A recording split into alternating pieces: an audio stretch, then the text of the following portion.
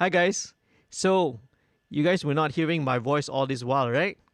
Okay, I know why, because I accidentally muted my mic over there on that channel.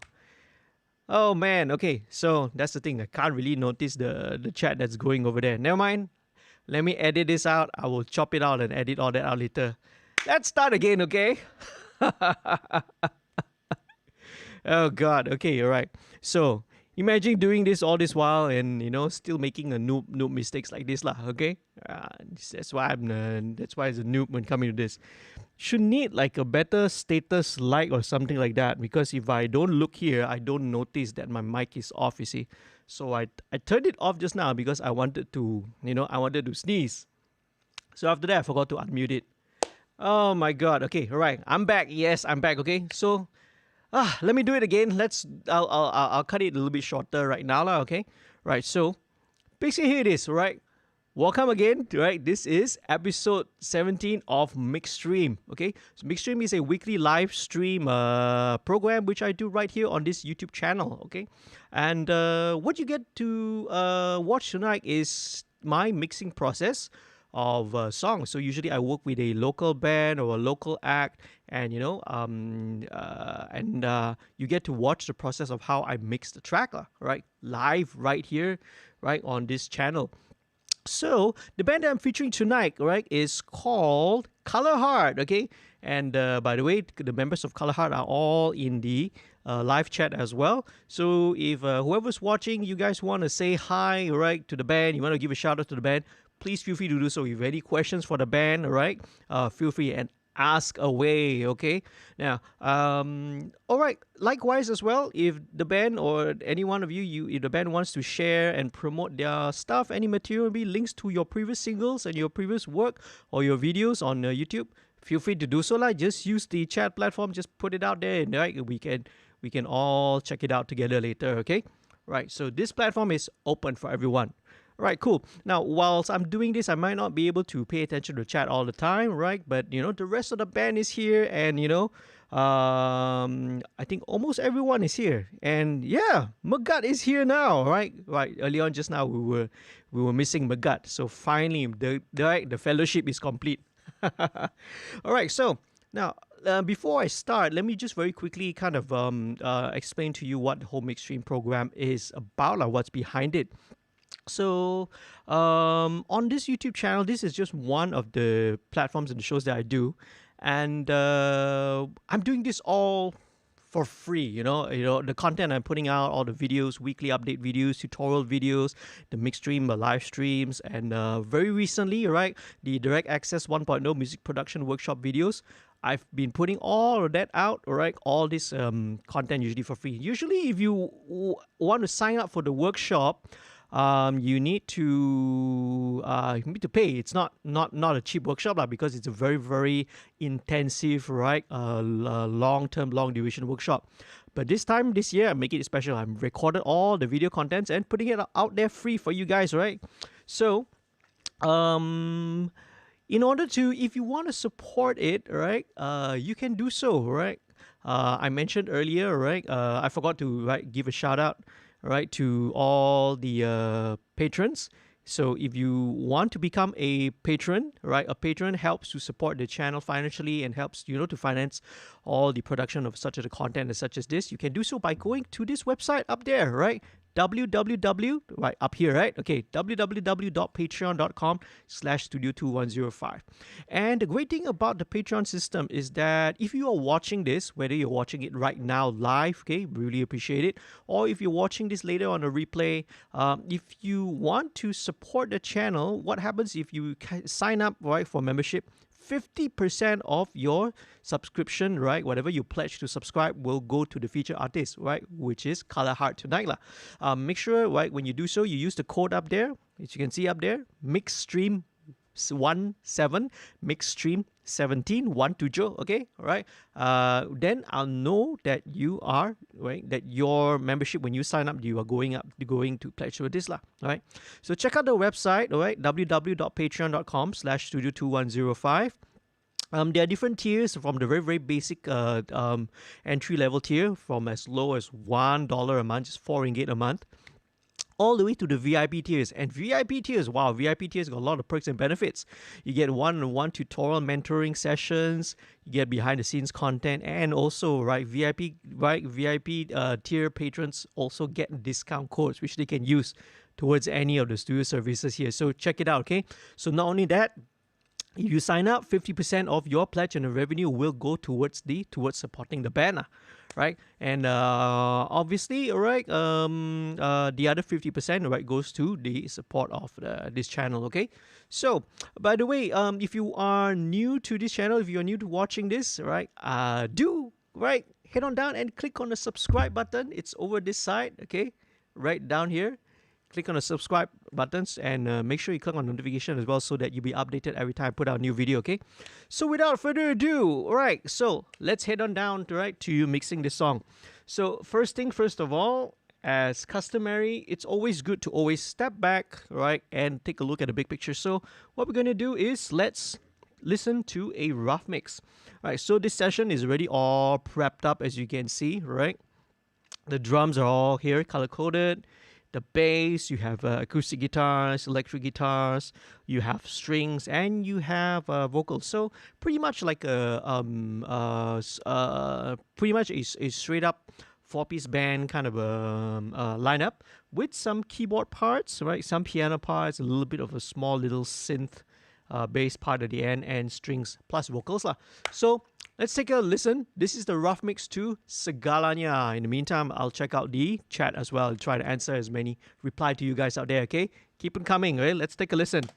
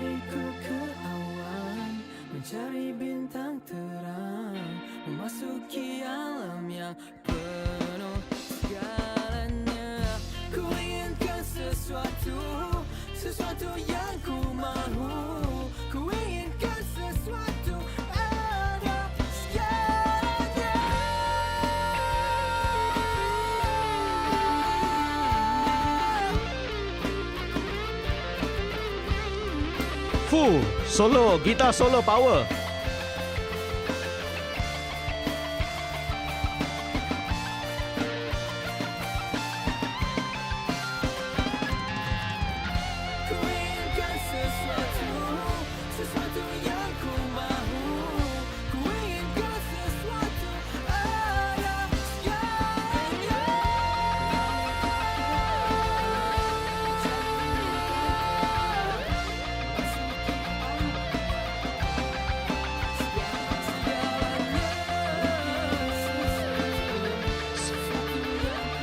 So you hear the BVs take over the main melody.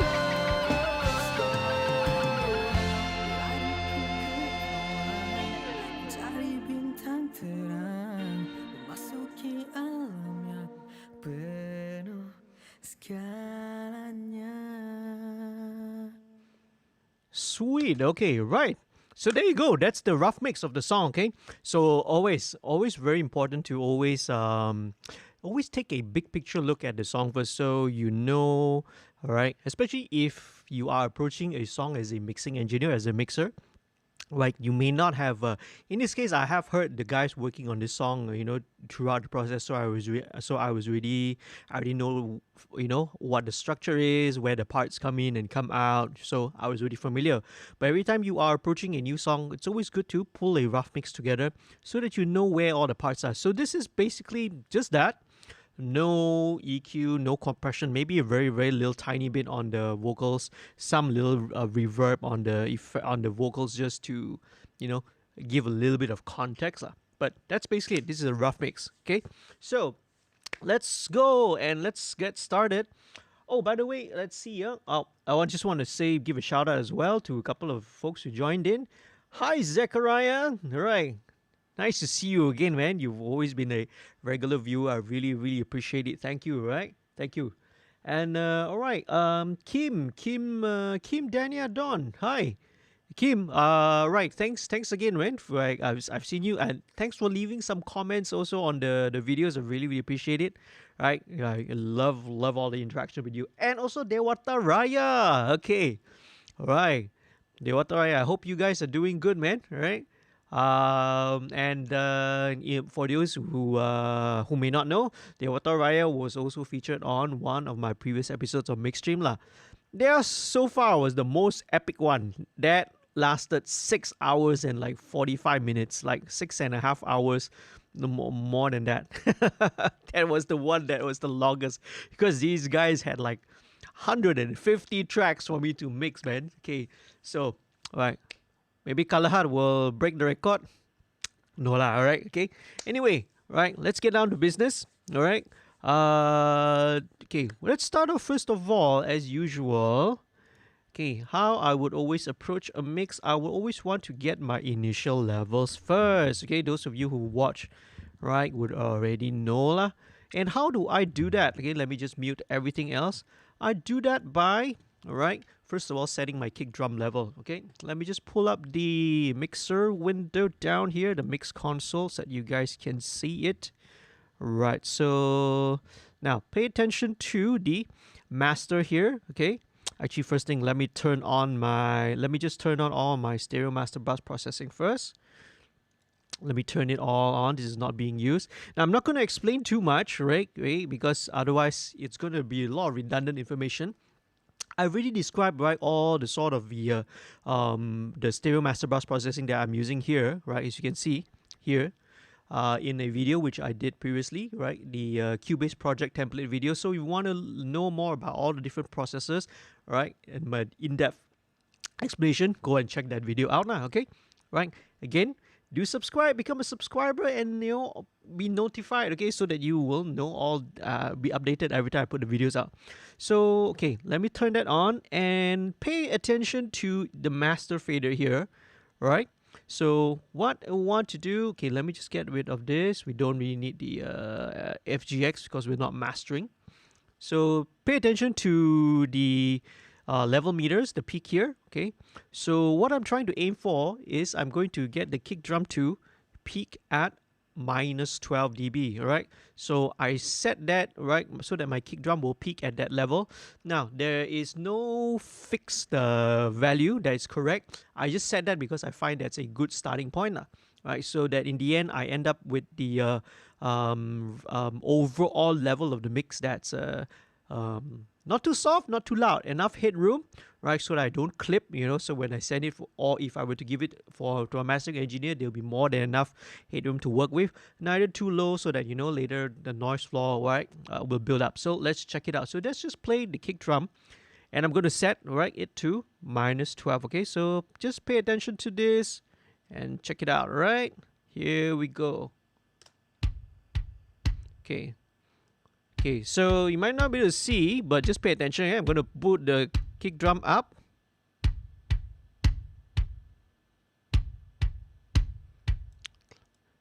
Okay. Oh, the piano is still there. So some of it's peaking at -10. That's fine, right? One or two kicks, right? Which may be because, because I'm keeping with the actual dynamics of the playing. One or two of them may be a little bit harder, so that just bumps it up a little bit. So there we go, right? So it's peaking at about -12. So let me go back to here, and here the kick is at, all right, I said it here lah, -10. Okay, so this is actually a sample kick. I already did all the sample replacement, all right, previously, prior to that. All the editing work, all the prep work, everything's been done prior to mixing already, okay? These are very, very important steps, which, right, you don't usually get to see because it's super, super boring. It's very time consuming. It's more tedious. Again, another video which I did on drum sample replacement. You want to check it out, right? It's also on my YouTube channel, okay? Right, so let's just start with the kick first, so that I know this is going to be my kick level, and I'm going to balance everything else, right, relative to this. Once I do that, I know that every time, all right, I get a very consistent mix level, all right? Okay, here we go. Right, this needs a little bit of EQ.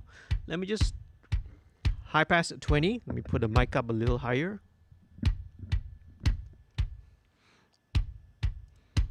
Okay, want to scoop out a little bit of... there's a little bit of 124. Hello, piano. Piano is still playing. Let me mute. Let me mute the piano first. Okay, there we go. There you go. Okay, you can hear this in this particular kick drum. It's got that resonance there. So that's about 124 hertz. So let's cut it out. It's a bit more tighter, right? This is, after all, more of a... Oops, I accidentally clicked that. More of like a pop rock kind of a tone. Okay, now I'm hearing one more as well, a little bit higher. Okay, that's about 280, all right? That's about 280. Okay, my mouse is a little bit sensitive today. I wonder why. Okay, so this will, let me give a wider bandwidth. Okay, so you can see this will,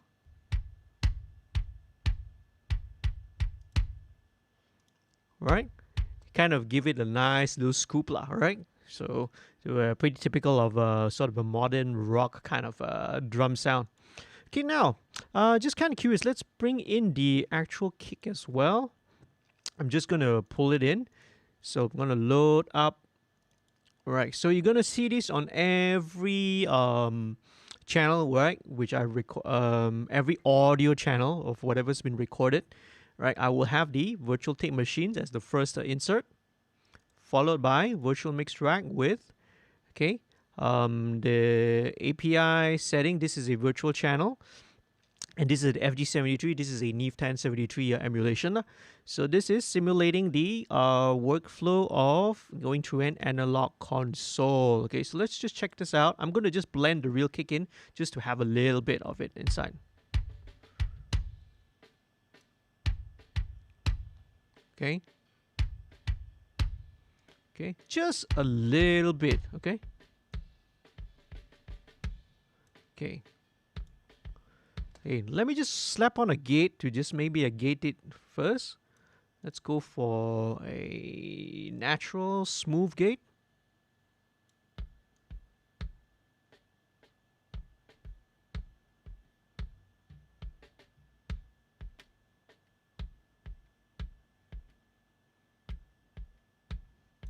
That's cool, right?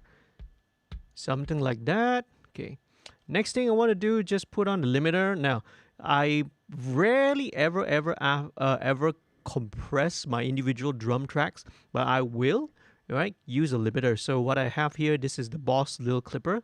So this is like a little soft clipper kind of a limiter. Right, let's go to maybe the back part where it gets a little bit loud. I just want this to just clip the top of the kick drum a little bit, right? So I don't have all the extreme transients. See? Just on the loudest hits. That's all. That's all, all right? Super simple, all right? Nothing complicated.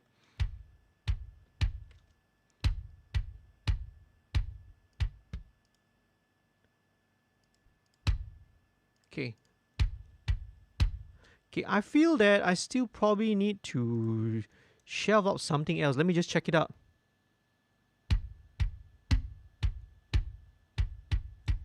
Actually, it's still there. I just probably need a little bit more. Yeah, that's better, right? That's better. Let me try and flip the polarity. Oh, that's much better, actually. Okay. So always check. Always experiment and check and see. So when I invert this. Oh, that's so much better. So much better, man. Okay. Let's check it out. Are we still kind of peaking at the same level? Because now sometimes with the EQ and cumulative everything, you might actually exceed -12. Okay, we're good. About -13, that's fine. Alright, let's just keep it like that lah. Perfectly fine away with this. Okay, next thing. Alright. I am going to go with overheads first, okay? I prefer to, alright, fill in my drum kit that way. Let's start with the overheads. Okay. And just fill it in as usual. Virtual tape machine and VMR on the first inserts. And okay, we're gonna go in with the, let's check it out.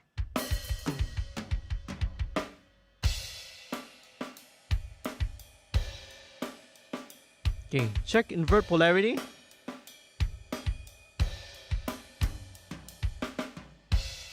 Sounds good, alright. We're straightforward.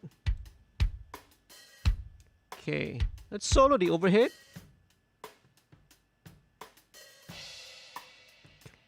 Okay, high pass at about 100. Don't need all the super lows. Let's go to where the kick, snare, and hat play.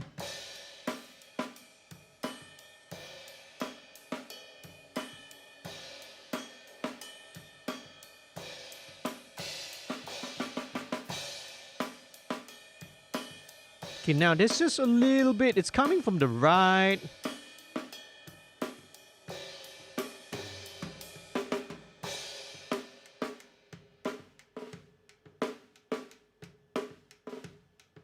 It's about 410 hertz. It's around there, just a tiny bit.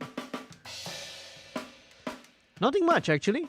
Well, so these drums were recorded here. So obviously when I record the drums here, I'm usually very happy, you know, and you know, I sort of know the room, how to mic it up, and the sound of my room.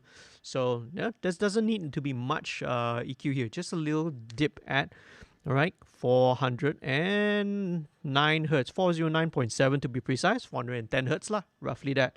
Okay, I'm going to drop in. This is a AOSIS E2 de-esser. So the de-esser is very useful. It's not only used to de-ess vocals, you know, the sibilance vocals, right? It is basically because the de-esser is actually a frequency specific compressor. You can dial it in to also, right, be sensitive to a lot of other things, right? Even if your particular model of a de-esser can go full range, 20 hertz to 20 kilohertz. You can even deal with anything that's, you know, even bass and low frequencies, rumbles as well. But this one, all right, I've set it and dialed it in so that it will be, hang on now, let me just tighten up the mic a little bit, all right, because this mic stand is starting to droop a little bit, okay, all right. Need to get a proper, those, you know, mic mount lah. Maybe one of these days. I was putting off on getting it because if I put it there, it's always going to be kacau to have the mic mount over there. Maybe I mount it somewhere on the corner here or something like that. Then senang lah next time. Oh well, okay. Let's move on, okay? So here I'm dialing this in so that every time maybe if there's a slightly louder crash or cymbal hit, right, it will sort of tuck down the cymbal. So I'm gonna go to maybe the back portion, right, where, you know, the song gets busier, everything gets a little bit more active, and just dial that in over there, okay?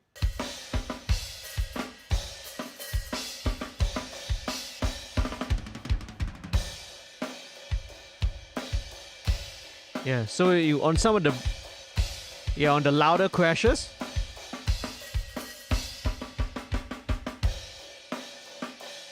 Okay, so you can see it's gonna just very gently, just 1 or 2 dB in here, a little bit of a reduction, right, of the high frequencies, just to sort of smooth out all the top end lah.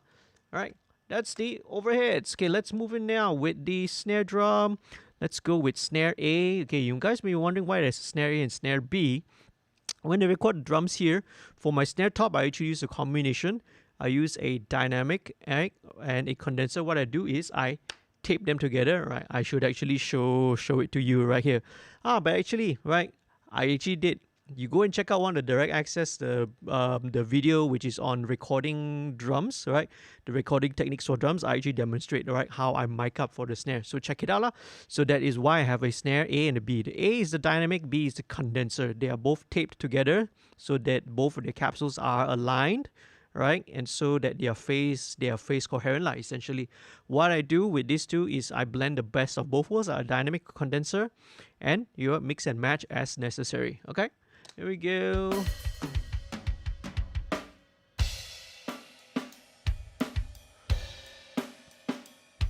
Okay, good. Let's solo with the dynamic first. Okay, same thing. Okay, I'm just go. I'm not going to mention and describe whenever I do this lah. You will see me putting this on almost every channel. All right, so I don't need to explain. Here we go. Let's take out the bottom end. Let's go with where the snare drum's playing.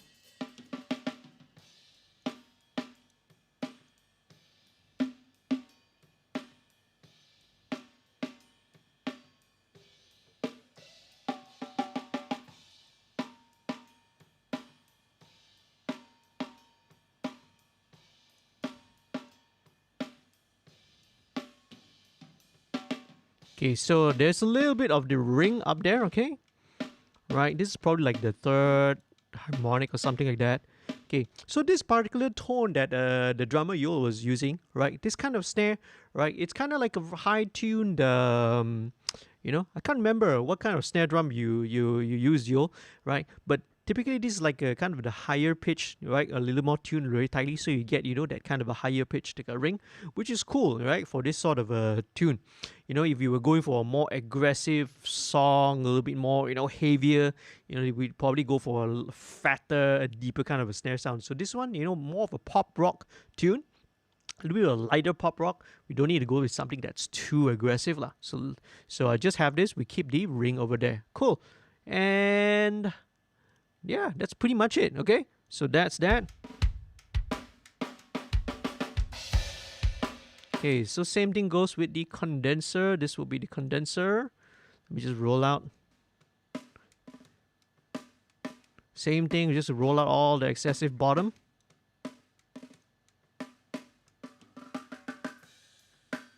Okay, this condenser is picking up a little bit of something at 1.5K though. Yeah, and that's it. That's all that's needed, right? Nothing much. So let's go with snare bottom. So snare bottom. Very nice. Okay, roll out the bottom. Okay, this one.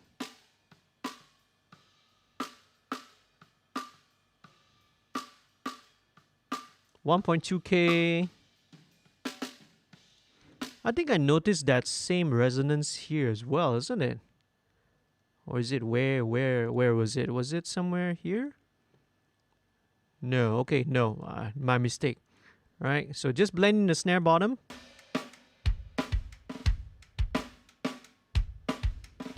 Okay, great. So next thing I'm gonna do is there is also a sample.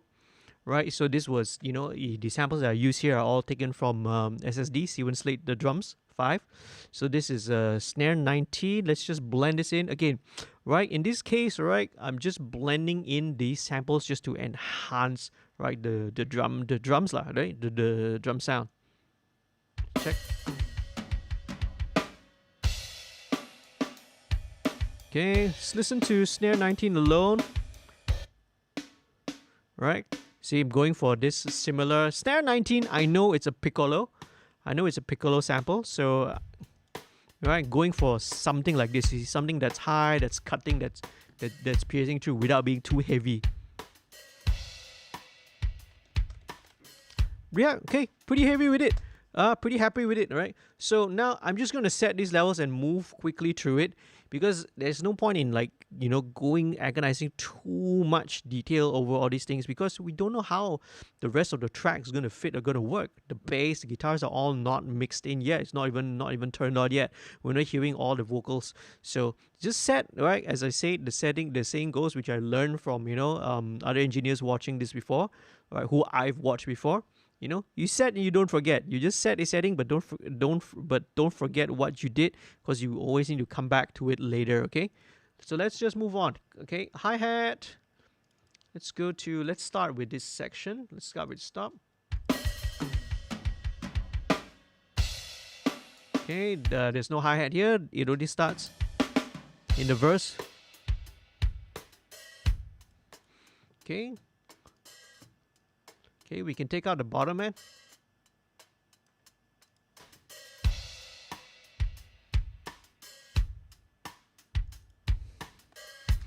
Okay, right. So I've been liking, right, this new plugin which just came out from Slate Digital in the latest update, which is the Fresh Air. I've been loving this on hi-hats very, very recently, man. So this actually duplicates how a Dolby A, the noise reduction system that used to exist when we were working on tape machines, but there's a way that you can rig it, that they can modify it so that it becomes like a high frequency enhancer, and it works totally different. It does not do the same thing like it's not like EQ. You can't replicate the effect with EQ, right? Because it's complicated to explain, but basically it's adding magic, okay? So it says here, let's add some high sparkly to the hi-hat.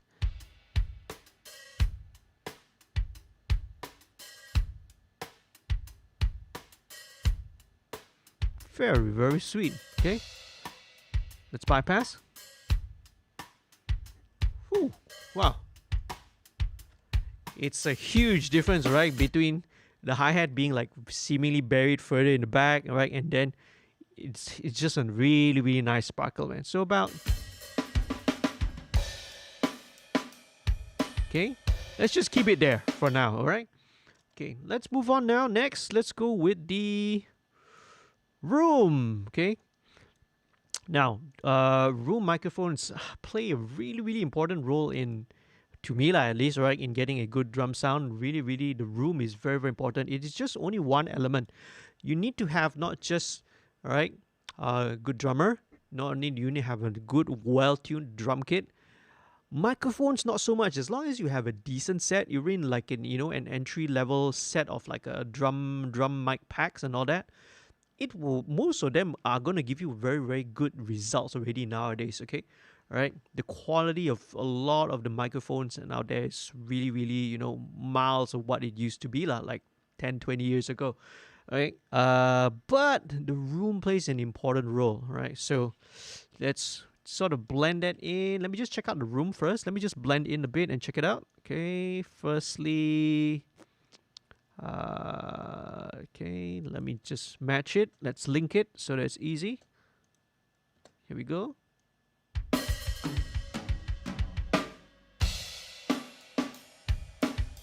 Yeah, that's the room mics. Let's mute it. See?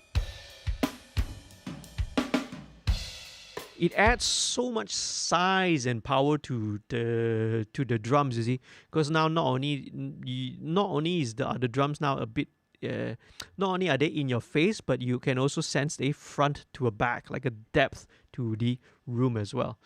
I think what I've been using on this recently, right, is I've been using a pair of Vanguards, right? The Vanguard V44S is a stereo microphone. Right, a big shout out to the guys from Vanguard for loaning me the mic. I've been experimenting with this for the past couple of sessions, maybe a couple of months, and it's an amazing mic, man. I actually did a video very, very recently. I shot a video where I showcased how I use the microphone. I will put that up. Right, that'll be out hopefully on the channel real soon. I have to edit it and all that, okay? Right, so stay tuned, right? Be subscribed, right? Subscribe to the channel and then you see when that video comes out, all right? Here we go, room. Okay, I'm just going to roll out most of the bottom.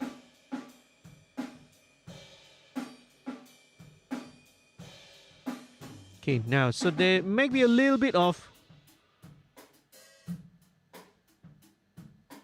a build-up at about 240.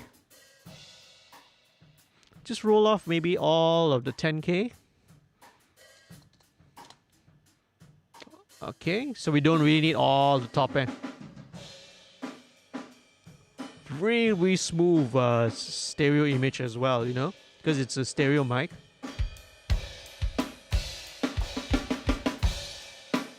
I don't mind bringing it up a little bit more, actually.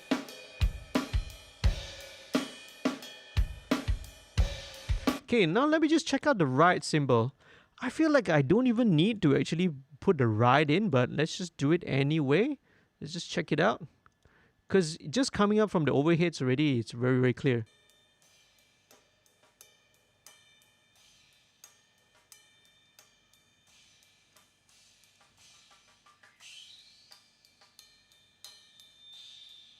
Okay, now it has one little ring at about 3.6.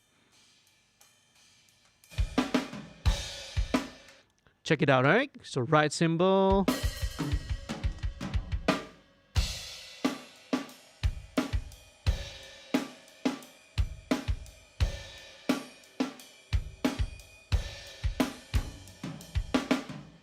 Perfect, okay? That's all it needs.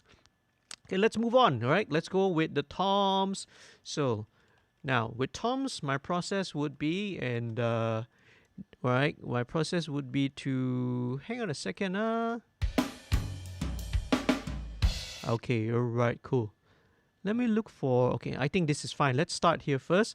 Let's go with tom 1. Now, if my memory serves me correctly, I think here the Yul, I think when we were recording this, you were doing a little bit of a weird setup with your toms, right? All right. Usually, typically, you know, with toms, we go with a 10-inch, then 12-inch, right? Or typical, let's say a 10, 12, and a 16. But I think what you did was you flipped the two rack toms around, right? You know, the high toms. So it was the 14, then it was the 12, then the 16. Correct or not? If I'm trying to remember. Because the way I'm hearing it, the tom 1 actually sounds like the 12-inch tom. Okay? I think so lah. Correct me if I'm wrong, okay? Right? Maybe my memory isn't that right. Okay, but let's deal with the toms first. So, first of all, always double check, like, even though I know I recorded this, but double check, let's double check the polarity. Okay, quickly put in this. Let's play. I'm just going to loop this section. Okay, let's invert the polarity.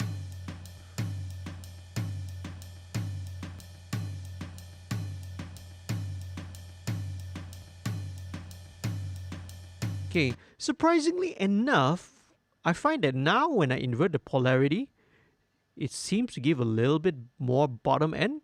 So even though when we recorded, you know, when we check the polarity, but sometimes again, in the mix, it's probably maybe due to the introduction of the different plugins and all that. You know, the way that it's running through, it might have changed the phase a little bit, right? So now it seems that if I invert the polarity in the toms, it seems to be bigger. Let me just verify that. Let me just be double sure, okay?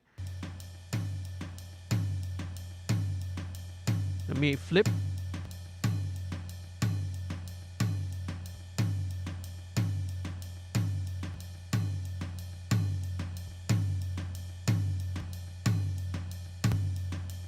Yeah, somehow, you know, it is. Somehow when I flip the polarity, right, it's somehow a little bit more, just a little bit more, in levels are the same. The low end feels the same, but it feels like there's like a little veil that's kind of been unblocked. Maybe some kind of you know, comb filtering of phase cancellation more towards the higher frequencies. It's hard to explain, but that's what I'm hearing lah. By the way, right, if you guys should be listening to this on, I recommend listening to this on a good pair of headphones or earphones, right? Good pair of in-ear monitors, or if you are fortunate enough, right, sit in front of a good pair of speakers lah.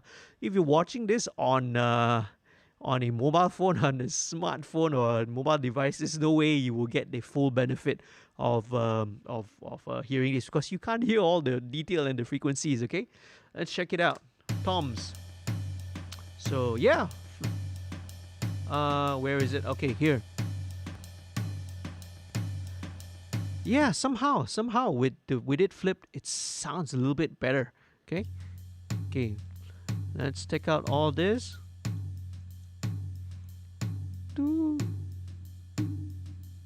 300.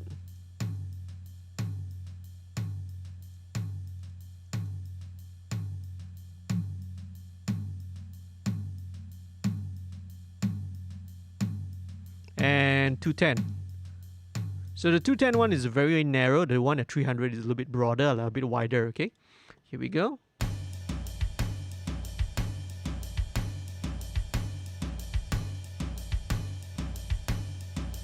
Okay.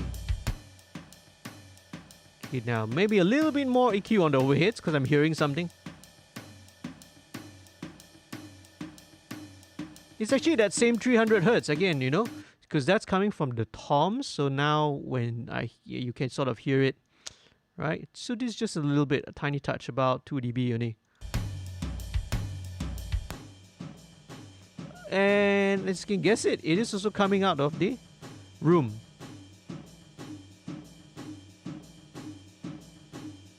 So you see, sometimes some issues don't exhibit themselves until a later part of the stage. So you set something, but don't forget, right? Sometimes you see me jumping back and forth if I immediately detect an issue or detect a problem.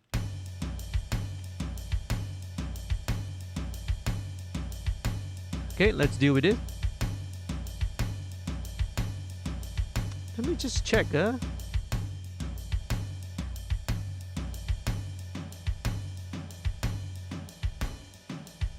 It's still coming up from somewhere. Okay, it's still coming from the room. So let me just be a little bit more aggressive with this.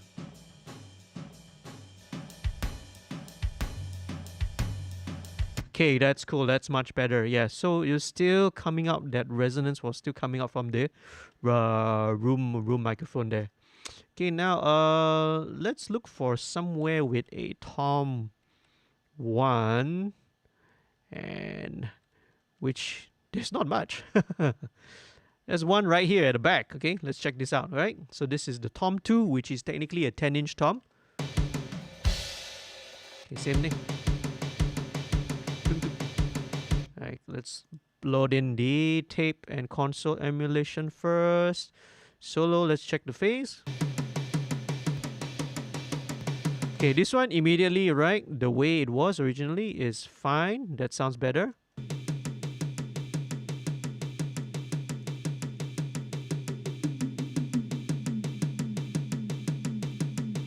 So let's get rid of that. It's a bit there. Resonance about 211.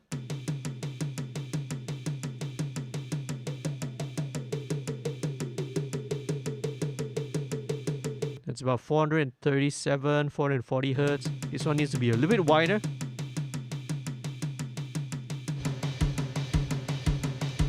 Right, okay, so let's check it out.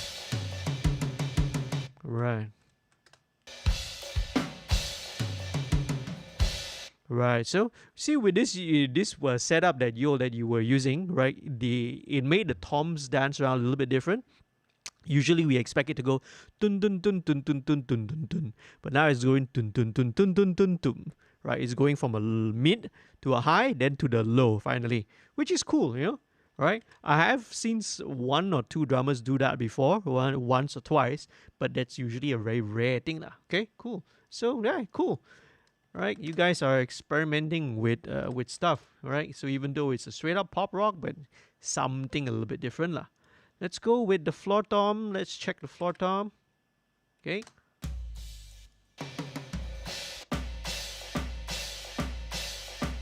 Okay, maybe not this section. Let me go back to that earlier section because here there's a crash which makes it a little bit harder to check.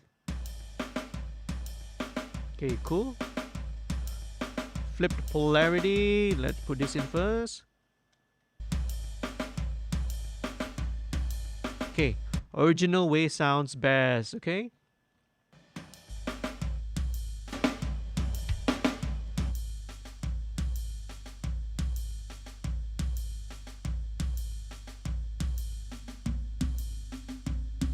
Okay, this is kind of more, this resonance at 260 is kind of coming in from the snare. I mean, the snare is kind of, it's exciting the resonance lah. So let's strip that out.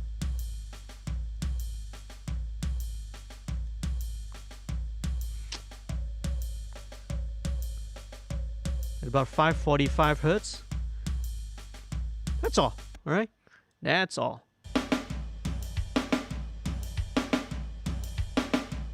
Nice, okay? Let's check out, right, the rest of the drum kit.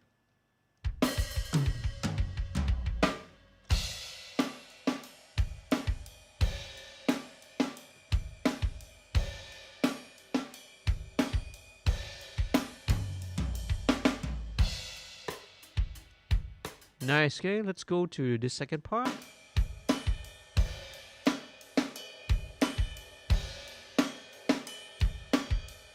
Alright, very, very cool. Really happy with what I have.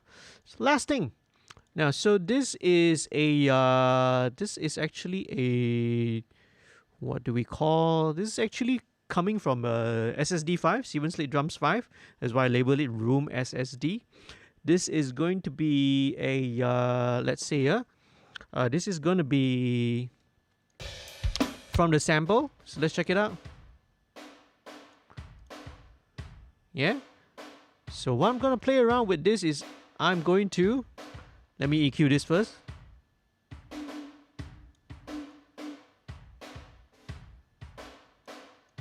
Take out all the top end.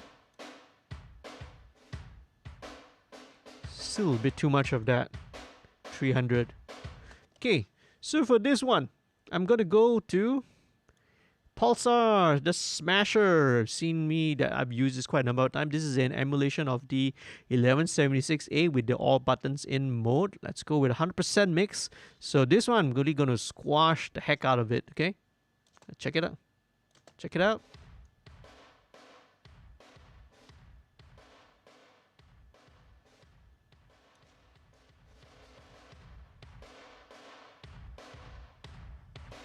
Ooh, super cool sound, man. This is without.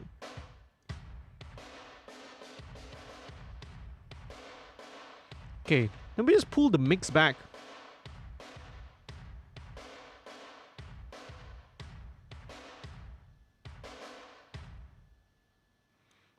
%60 maybe, around that.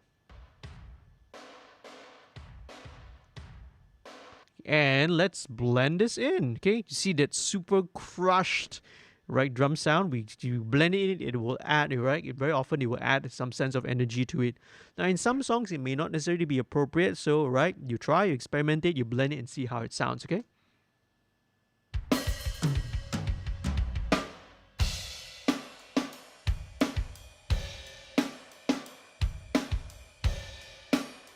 Let's go with 100% mix, actually.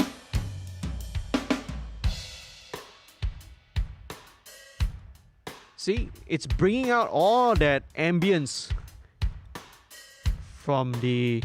This is a sample. So from the sample drums, it's bringing out all that ambience and squeezing all that juice out.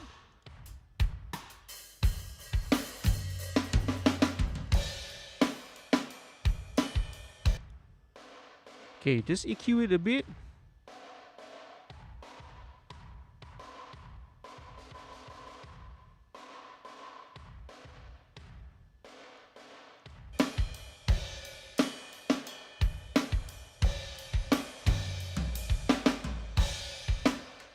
Cool, sweet. Yeah, it's sort of kind of adding a bit of reverb without actually using reverb, you know. Now, speaking of reverb, I will add in a little bit.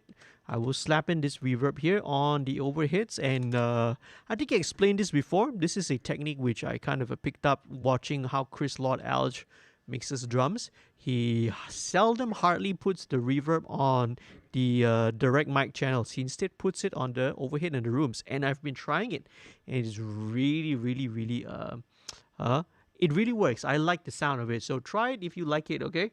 Now, doesn't always work for all types of genres, but I found it very, very enjoyable. So let's go to my sample library, no, my IR library, which is here. Let's go with my good old trusty one that I've used many times. Snare plate from the Yamaha SPX 990. Okay, all right, let's check it out. So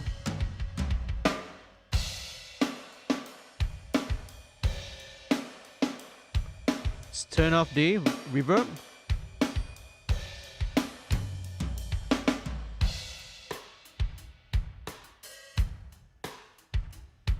Okay, now I've turned off the reverb actually.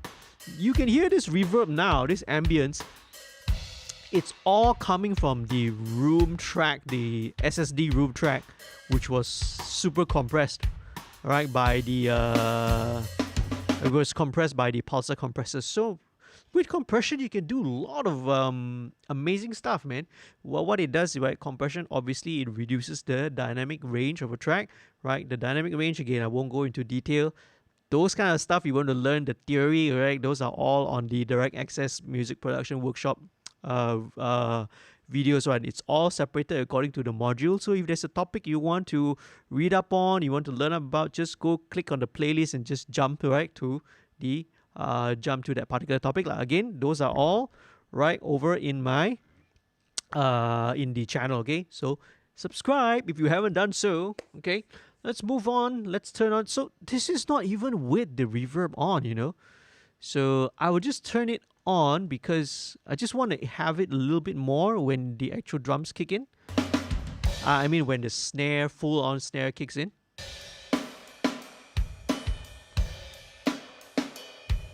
Yeah, okay, just brings it out a bit more. Okay, now I'm gonna EQ the reverb, right?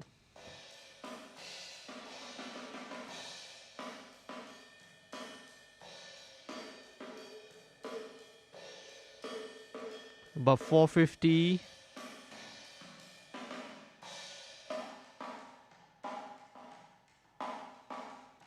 So at about 870 hertz, right? I just want to remove a little bit of that.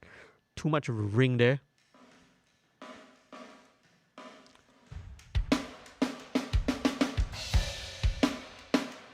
And there you go. All right, those are the drums. Okay, now I mentioned that I usually don't do any compression on the individual drum tracks, but I will do it, right? I love to add a little bit on the actual drum bus itself. So all the different drum tracks have all been routed to the drum group here. And what I'm going to have here for drums is the API 2500, okay? So let's check it out. Let's play it on this section.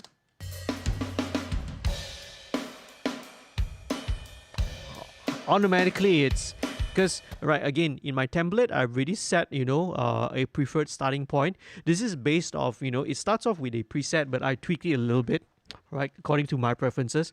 And the way I already, like I mentioned, the way I gain structure, I gain stage, the kick drum at -12 and all that, I know that when I set it that level, when I drive it into this compressor, it's already kind of giving me the processing that I need.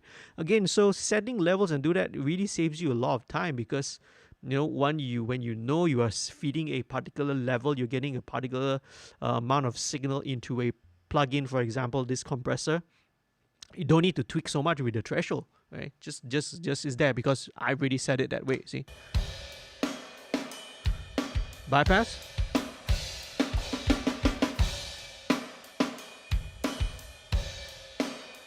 Okay, cool, right. So I like the way it is, just that the attack, right, usually is a bit too fast. It's a bit grabby on the snare. So I'm going to bring it up to, let's check it out. This is 0.3.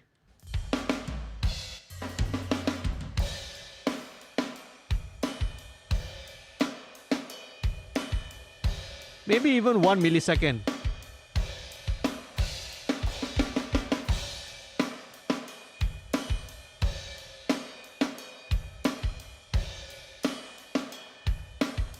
Yeah, okay, all right. I find it darkens it a little bit, so I think I do need to get a little bit more excitement under the snare. But instead of using an EQ, all right, what I like to do, and I've been using this quite a couple of times, is to use saturation. So this is, right, from Plugin Alliance, this is the black box analog design. So this is like a saturator distortion box. So there's a nice starting point here called Snare-tacular. Let's check it out, all right? So this really brings out the snare. Let's check out how it sounds.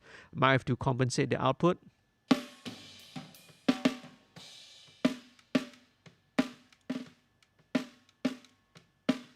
Okay, just need to bring up a little bit more air.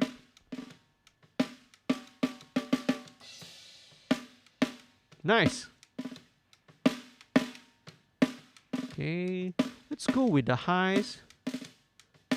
There we go. Right. So instead of flat, because I don't really want to affect the bottom. The bottom end is good enough, right? I don't want to end up with a super fat, tubby kind of a snare, right? I just want it to cut through a little bit. Maybe we can do with a little bit less air. Let me bring the air down. Bypass. See, it just brings life to the snare drum, man. Alright. Let's turn it on again. Hello, alright. Alright, now the snare drum is much more present. This is without the EQ, without the saturation. Voila! Well, it is granted, it is slightly louder, so I will need to compensate lah. Alright, let's bring this down to maybe 25.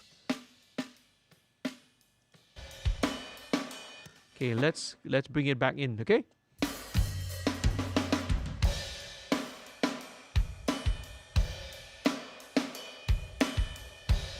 Bypass.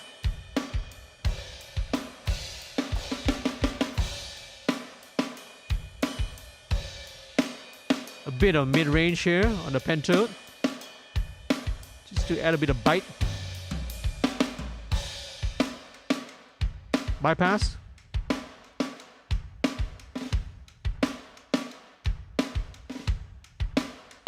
Nice.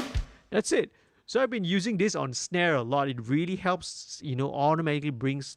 It works on a lot of stuff. If I always want to bring something that I feel is a bit dull, a little bit, you know, too dark sounding, I want to bring it with the life. I've been using this, right? The black box analog design, right? The HG2. Really, really cool, right? So there we go. That's the drums. Okay, let's move on now. Let's go on to bass, right? Our favorite bass player in the world here, MEGAT. Okay, MEGAT's bass, okay? So let's check it out. So we recorded this using a pair of DIs. One would be the Radial JDI, okay? But we also recorded this with a Dark Glass B7K as well. So the B7K is slightly sculpted, right? A EQ, but the JDI is the flat one. So let's just check it out first. Let me unlink them. Let's go. Let's just listen to the JDI first. Okay, very typical. You can hear this is a very, very typical thing. Right. All right. Very, very clean kind of a DI sound. Right. A lot of top end as well.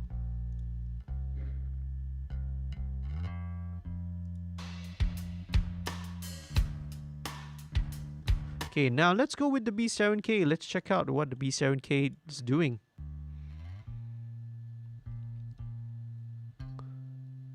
Let's go with this from the start again.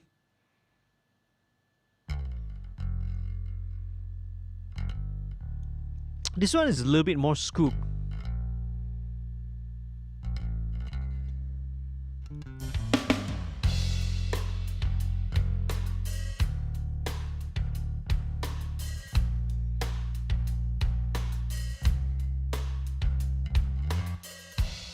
Okay.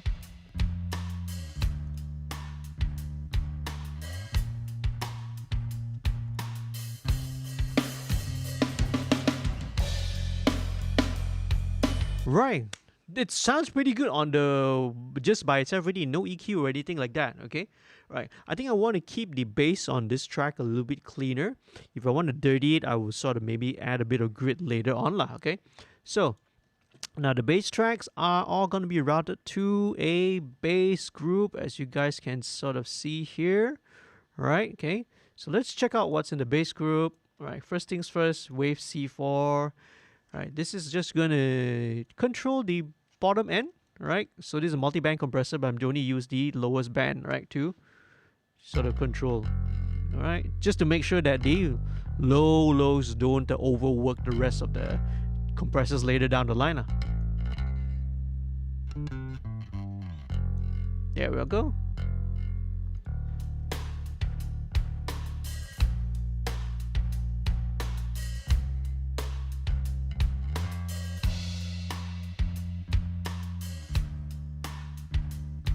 Yeah, that's all we need, okay? Right, next thing. This is the UAD 1176 Revision A Blue Stripe. So this one is going to be a little bit more aggressive on the bass. Let's check it out.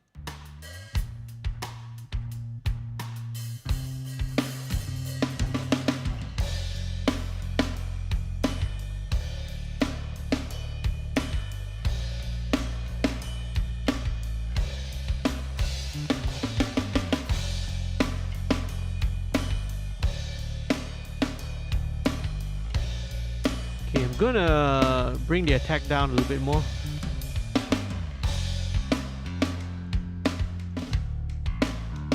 Nice.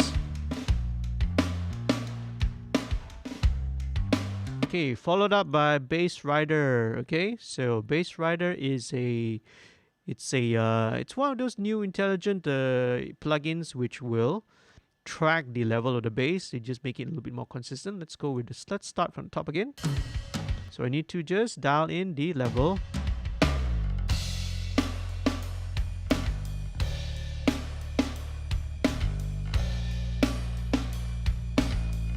Okay, you can see it work.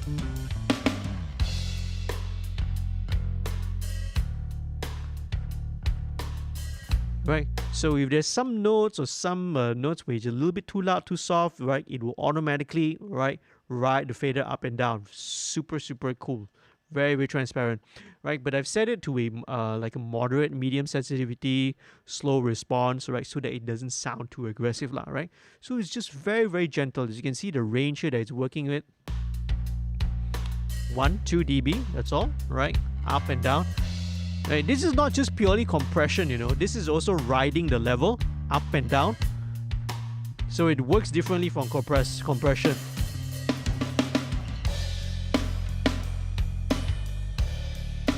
Nice. Okay, now the next thing I'm gonna bring in, this one is one of my favorite plugins. This is called MV2 by Waves, right? And what this is gonna do is that I'm gonna bring up the low level. The low level here is kind of like parallel. It's doing something similar to like parallel compression and a little bit of expansion. What it does is that it's bringing up all that low level detail, and with that all the excitement and the energy, like it's gonna add a little bit more energy to the bass, right? So this is what it's gonna do. Okay, let's check it out. Just solo the bass. So it is getting louder first of all, so I need to compensate.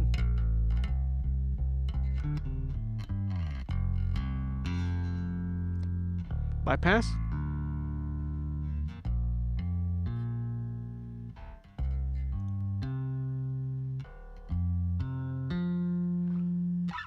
It's doing something to the bottom end just to make it a little bit more solid, you know, just making it more dense, right? Making the whole bass a little bit more solid. Bypass it. Yeah, you know.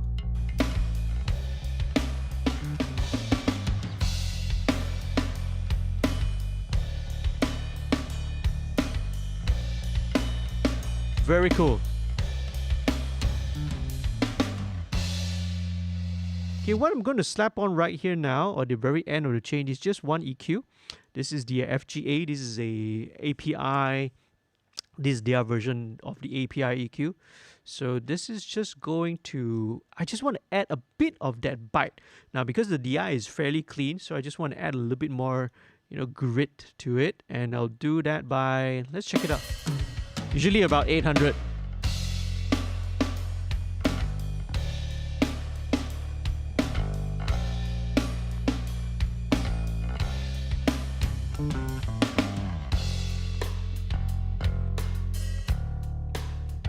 Yeah, and see, I'm fairly aggressive with it, you know, going about 9 dB at 800 hertz here.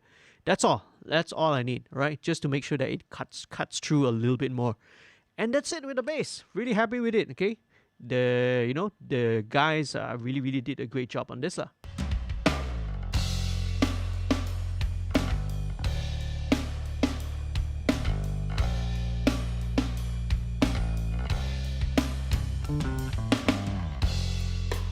Okay, the toms feel it could be a little bit more upfront now, because now in relation to the bass and the snare.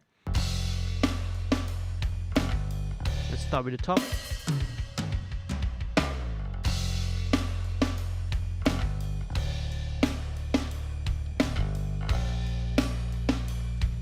Okay, let's go with the tom group. Let me just shave off a little bit of the top end. Yeah, all right. That's much better. Much better. Okay.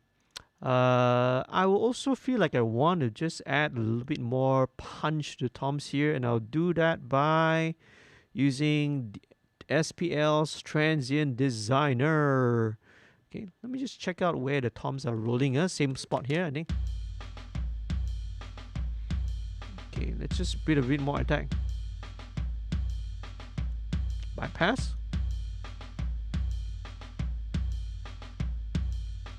Okay, just a bit more of that stick attack lah. Just bringing out a bit of the stick attack out. Okay, let me just turn on the side chain. Let me just try and look for... Okay, so this is the side chain. I'm trying to dial it into that. Let's see how it goes.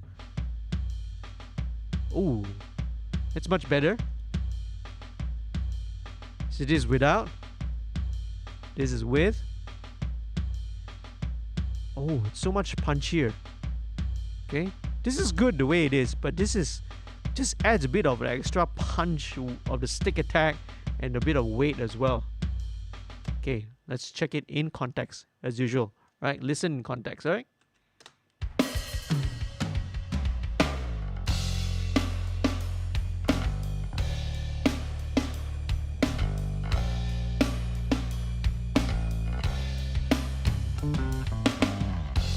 Okay, that's cool, right? It really helps the toms to cut through a little bit more. I feel like I just want to EQ the snare sample a little bit. Or maybe it's this snare.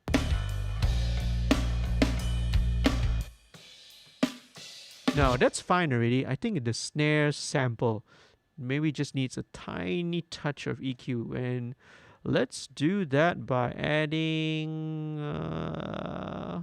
yeah, let's just go with the stock. Let's just go with the stock EQ, right? In Cubase, it's fine. Just needs something, just a tiny touch. 1 dB, 2 dB, about 5.5K. That's all.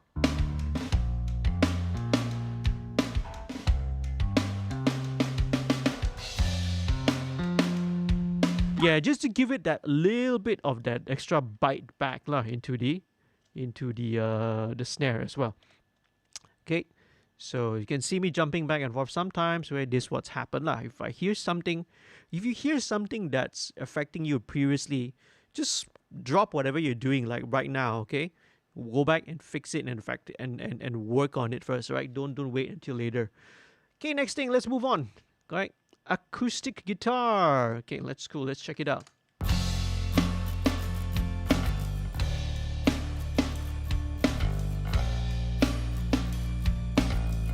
Okay, let's just solo the acoustic. I think this was recorded with the Afik with your... Was it a Martin, right? It was a Martin, right? Okay, so let's check it out.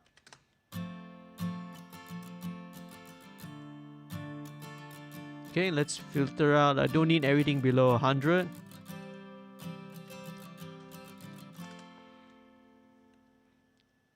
Okay, now acoustic guitar is where I think I will need, I will want to employ, right? The next product processing. I don't think I need anything here. Right, I'm gonna do it. Right, over on the group. So again, acoustic guitars are all bused to a group. Let's link this together.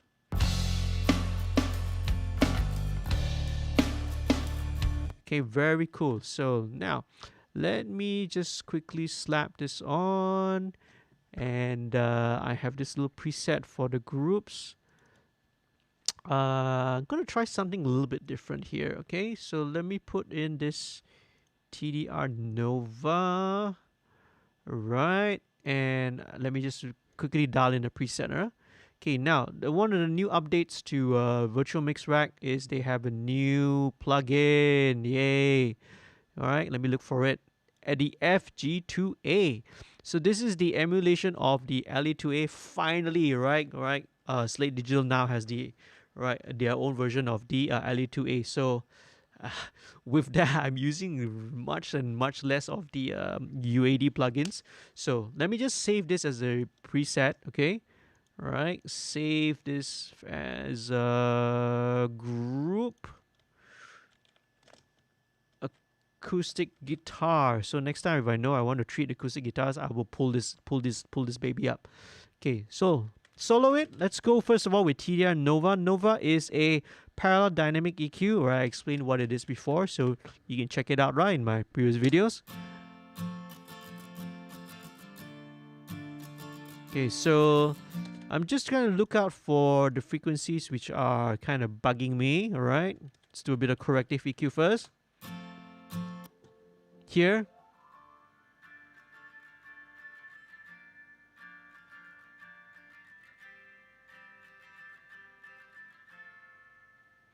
There you go. That's about 1.7K. Let's turn the gain down. Let's take out the solo. Oh, turn the gain down. Yeah, there you go. Let's go into, we activate the dynamic EQ mode by clicking on the threshold. Now let's go to wideband mode.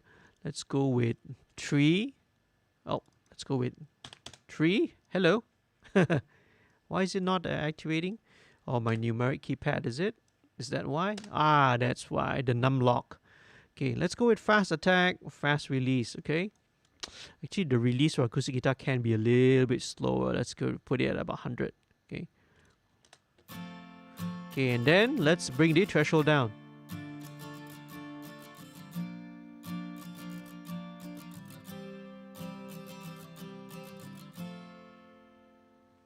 That's very cool. Let's do that again.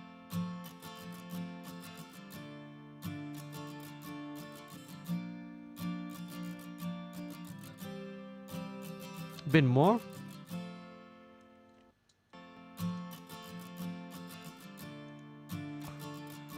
Okay, alright.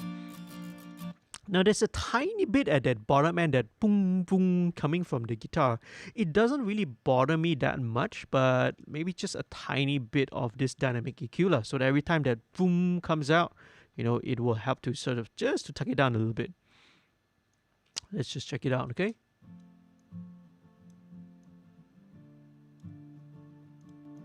Let me just center where it is.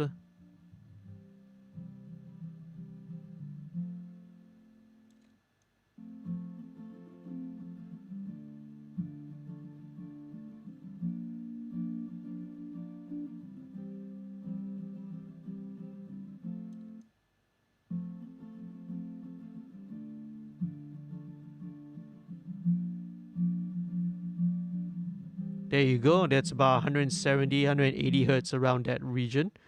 Take out the gain, zero it out. So this one, I think I keep it at gentle, 2.1. I just keep it the default settings. So this one will be a little bit more gentler.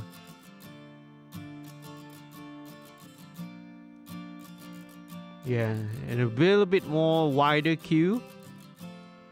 Yeah, so this just tucks down that little low mid there, like of the acoustic guitar. Let's check it out in context.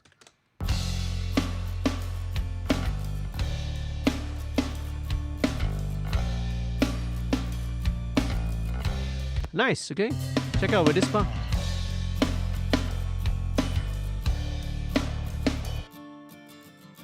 Okay, still needs a bit of that EQ actually. The TDR Nova isn't doing enough. There, 1.8.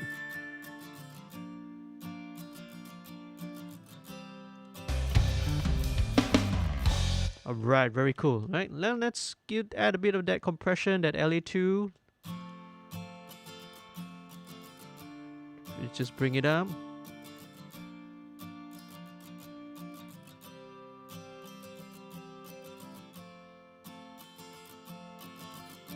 Okay, let's bypass.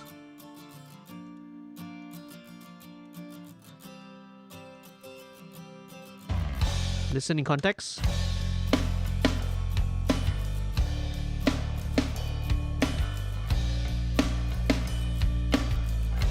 Very nice. Okay, just a touch of EQ just to make it cut through. Let's put this before the EQ. Let's see what happens, okay? Let's bring it about 10K.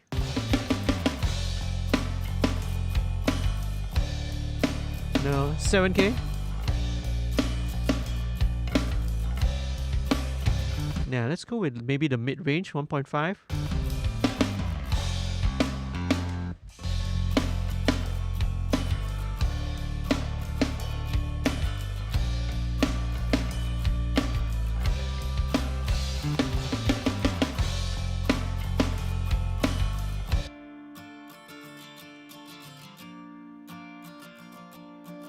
Let's go with maybe 2.5 here. Let's see what it does.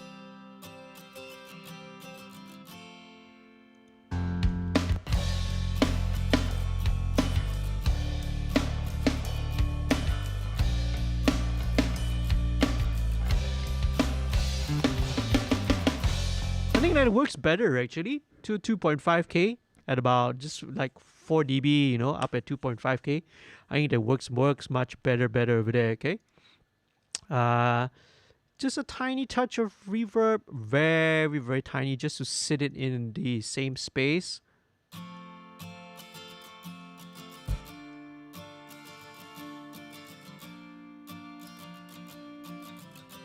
Okay, a little bit more EQ.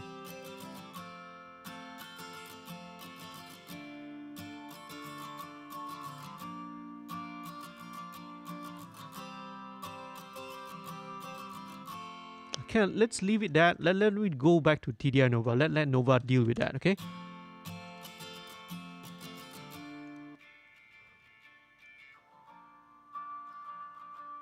There, yeah, that's about 1.2K kind of a thing.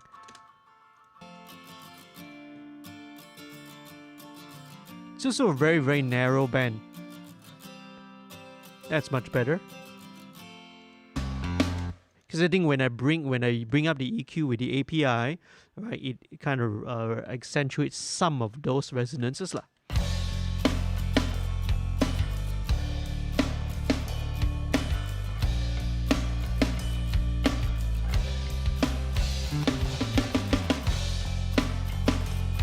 Okay, instead of 4, let's go with 3 dB. One cool thing about the FGA is that, you know, on the actual hardware API EQ, and also those that are modeled by the other companies, Waves has it, UAD also has, right? The actual API EQ, you can only increase or decrease, right, in 2 dB steps. So when you click, one click, right, it's plus 2 dB. You click another one, it's plus 4, and so on and so forth. Right, but the great thing about the FGA, the Slate one, is that it actually gives you a flexibility. You can also dial in, right, even 0.5 increments if you want to, right? So it gives you a little bit flexibility lah. You can work on it like an actual traditional, right? So plus 2, plus 4, 6, 9, and 12, all right? But you can also dial in midway between it. So let's go with 3, all right? That seems to work. A nice, because 4 is a bit too much, 2 was not enough, so 3 dB. Sweet, there you go. All right, we got it. Yeah, so that's acoustic guitar. Let's move on. Let's go with the clean guitars right now. Moving on very quickly. So most of the electric guitars were recorded by Afiq back at home, right? That's right, right? Okay, so you recorded most of the tracks. What did you use, Afiq? Was it the Lady IRT? Okay, or the Boss Katana? I can't remember, right? So let's start off by, as usual, just putting this in. Let me check the level first. Okay, right. So, okay, you gotta be very careful. What I'm doing, what you can see here, this is kind of overdriving the preamp. So let's just keep it clean. Let's bring it down.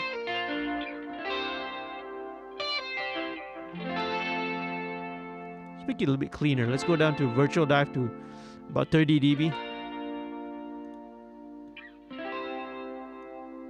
Okay, right. I'm gonna EQ at the bottom.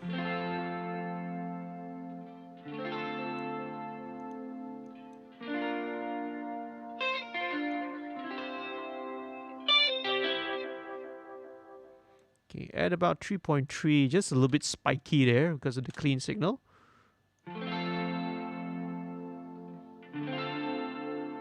Take out some of the extreme top end.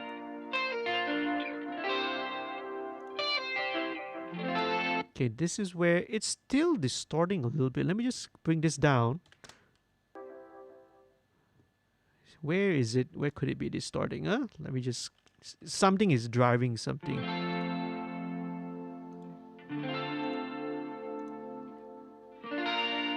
Okay, let's bring down the input gain.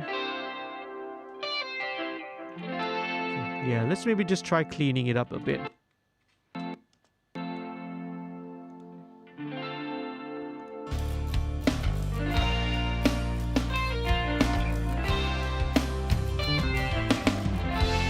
Okay, yeah, that's much better, okay? So, because this was all coming in direct from recorded direct, okay? So,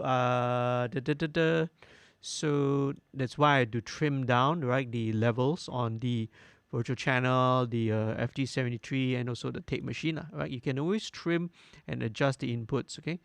Right. So sometimes if it's a little bit hot, right, it can cause it to overdrive and saturate.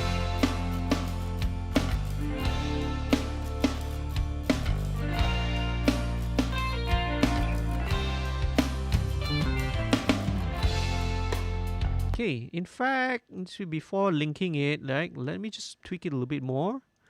Right. In fact, this could actually use the LA2A. This is kind of clean guitar sounds.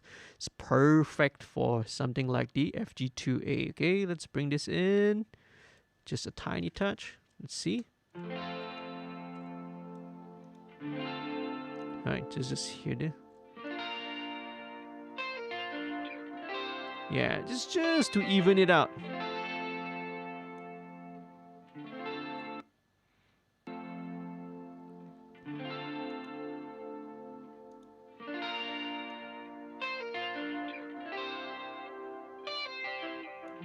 Yeah, so all the loud parts gets a little bit more compressed, you see? Very nice, much more even. Let's copy the settings over. Okay, now we can link it left and right, okay? Okay, let's bring this in.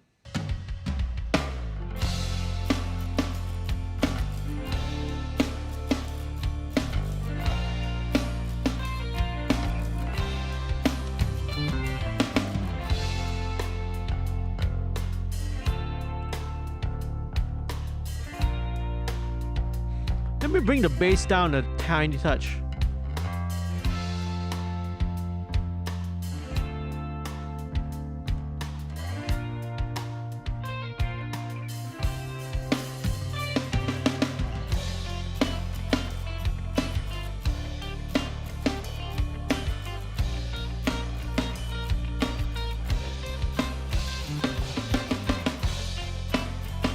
Turn the output of the snare down a bit.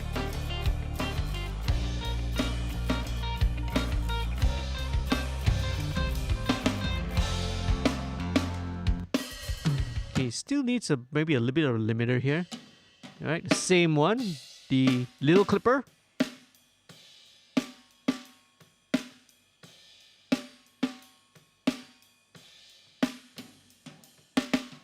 Yeah, okay, just to give a touch of that, okay?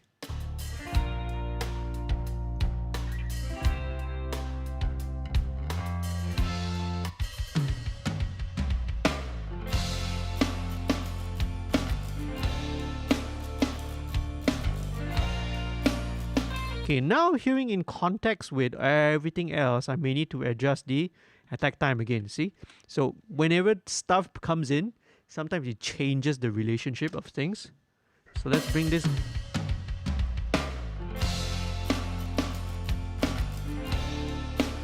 Yeah, so now I bring the attack time a little bit faster. Now it's 0.3 milliseconds. Okay, it seems to make the snare not jut out so much now. Very cool. I'm happy with that. Now I'm gonna skip over all the rest of the instruments.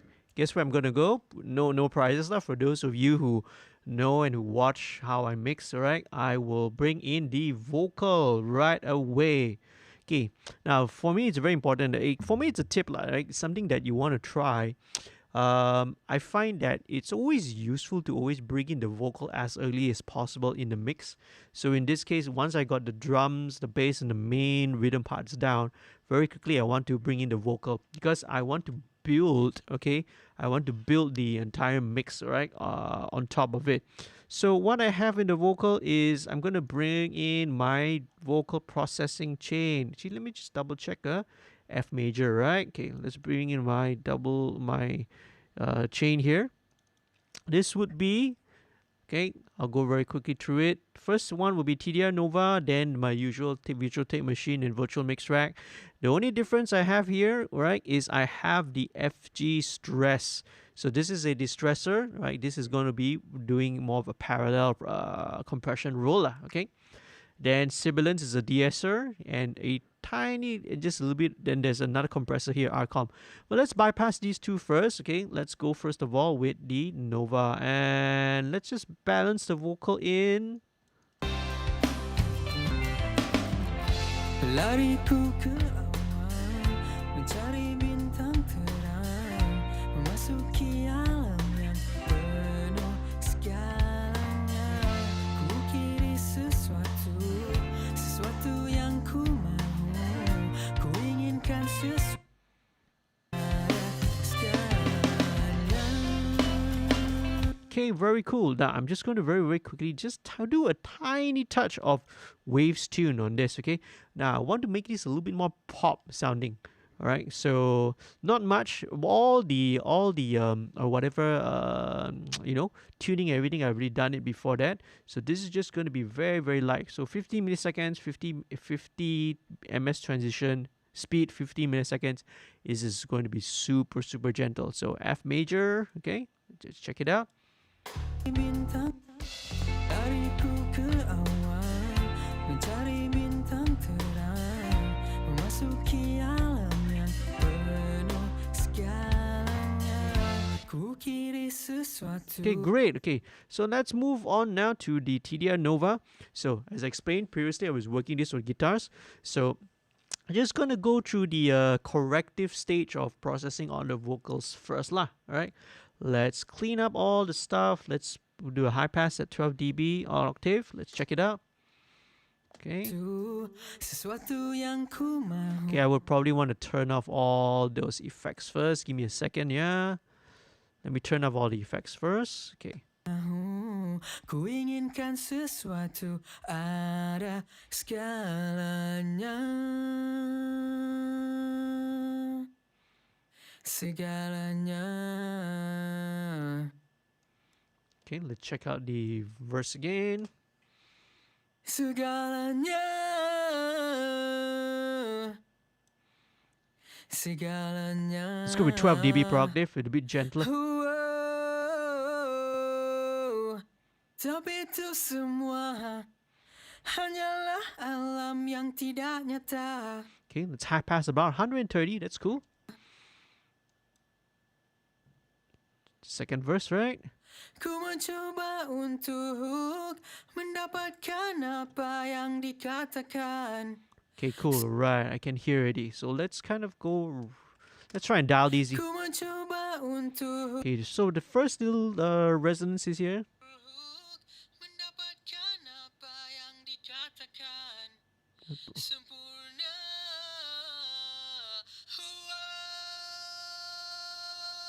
4.3K, about that, okay? So let's get rid of this. Threshold. Let's go with wideband. Same thing, 3. Now attack fastest and release fastest because I want it to let go lah, right? I want the dynamic EQ to release and not attenuate that frequency once that frequency is no longer there. See, I don't want it to linger on for too long. Let's check it out. Ku mencoba untuk mendapatkan apa yang dikatakan sempurna. Okay, that's much better. That's kind of smooths out that little 4.3K, right? So there's one more. Ku mencoba untuk This one. mendapatkan apa yang Bit of that honkiness at 700. The bit of slightly nasal range lah, okay? Most singers, every singer will always have that kind of a nasal frequency around there. dikatakan sempurna. Wow. Segalanya coba untuk mendapatkan apa yang dikatakan sempurna. Wow. It's just slightly higher. Segalanya. It's about 800 actually. Right? Let me just adjust it there. Okay, listen in context now. Okay, in context, my friend. How do we listen in context? Okay, let's disengage the solo. Ku mencoba untuk mendapatkan apa yang dikatakan sempurna. Wow. Segalanya. Segalanya. Segalanya. Okay, right, good. Sitting very nicely. Let's go with the sibilance, right, just to control a bit of that. Lariku ke awan, mencari bintang terang, memasuki alam yang penuh segalanya. Ku kiri sesuatu yang ku mahu, ku inginkan sesuatu ada segalanya. Okay, that's good, right? Let's go on. Now the next one I have is Renaissance compressor, the good old R comp. Now what this is going to do, it's a pretty fast attack and a mediums-ish sort of a release. This is just going to catch the peaks, okay? Right, so I'm actually going to dial in where the louder part of the song, okay? Second chorus onwards. Segalanya. Segalanya. Second half. Ku inginkan sesuatu yang ku mahu. Ku inginkan sesuatu ada segalanya.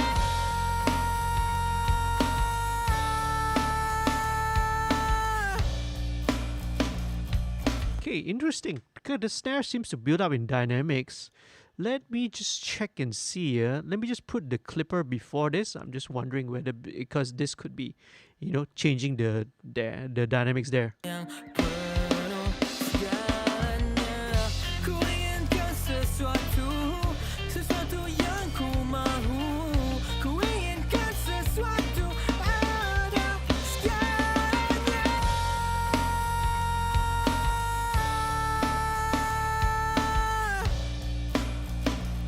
Just dial it down a notch.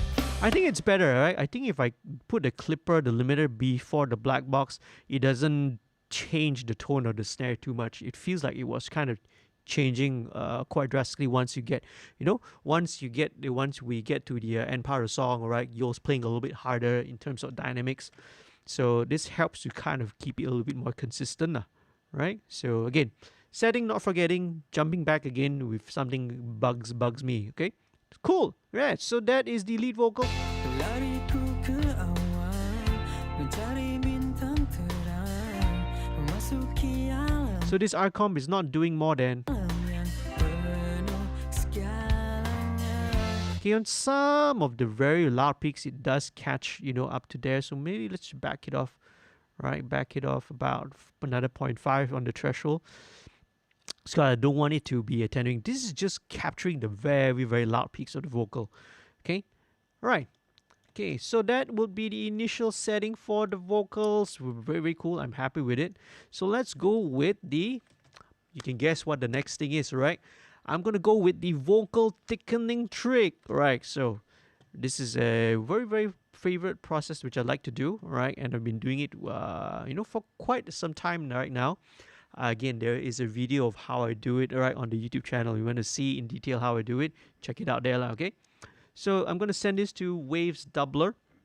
So Doubler here is a plugin that, as the name implies, it does doubling, okay, a bit of chorusing, some modulation. You can always detune it as well. So very, very simple. What's going to do is I'm feeding the vocal into this effect, and right, it's creating and it's generating two voices lah. So I'm going to detune the first one on the left +3, the second one -3, okay? So let's check it out, see how it sounds. Solo it. You can hear it's like a kind of chorusing doubling effect, left and right. Okay, right. One important thing I must remember, right, is I have to turn off all the master bus processing first. So what I'm going to do is I'm going to, right, run the vocal through that and export several versions. I'm going to do one, right? I'm going to do up a total of 4 actually, right? So first one I'm going to do would be a +3 -3 as I showed you. Following up will be a -6 +6 +9 -9, so on until right -12 and +12 ±12 cents lah, okay, the detuning. I'll do it until 4 times a day. More than that, right, it starts sounding out of tune, okay, and we don't want that, it starts sounding weird, okay. So, okay, this process is going to take a while, all right, and it's going to take a couple of minutes. So, if you guys, this will be a good time. If anybody wants to go for a toilet break, I'll probably go for a toilet break as well. This will take about a minute, okay. So, let's export this. Let's do the first one. Okay, let's make sure that we are exporting through the doubler effect. Let's name the track Doubler +3.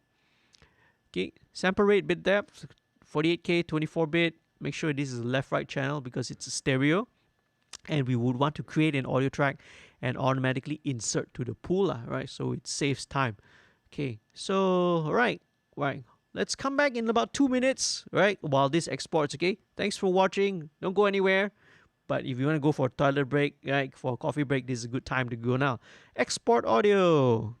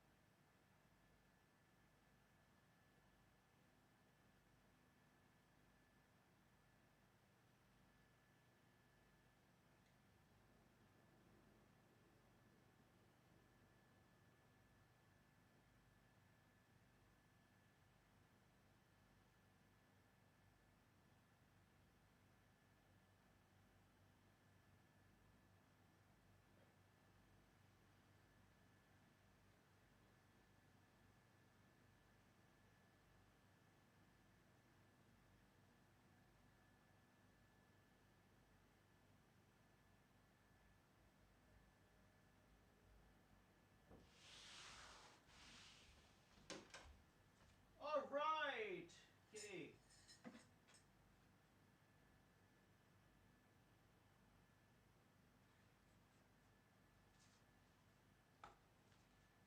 Here you go.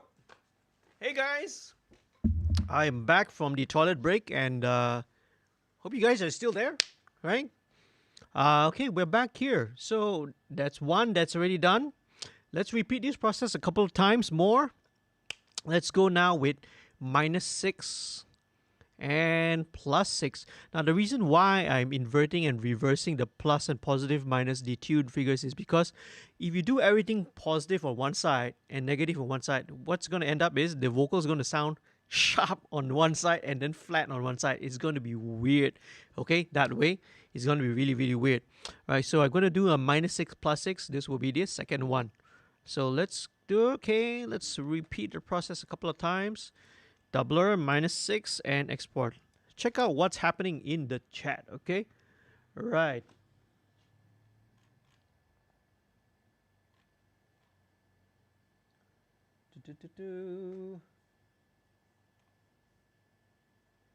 All right.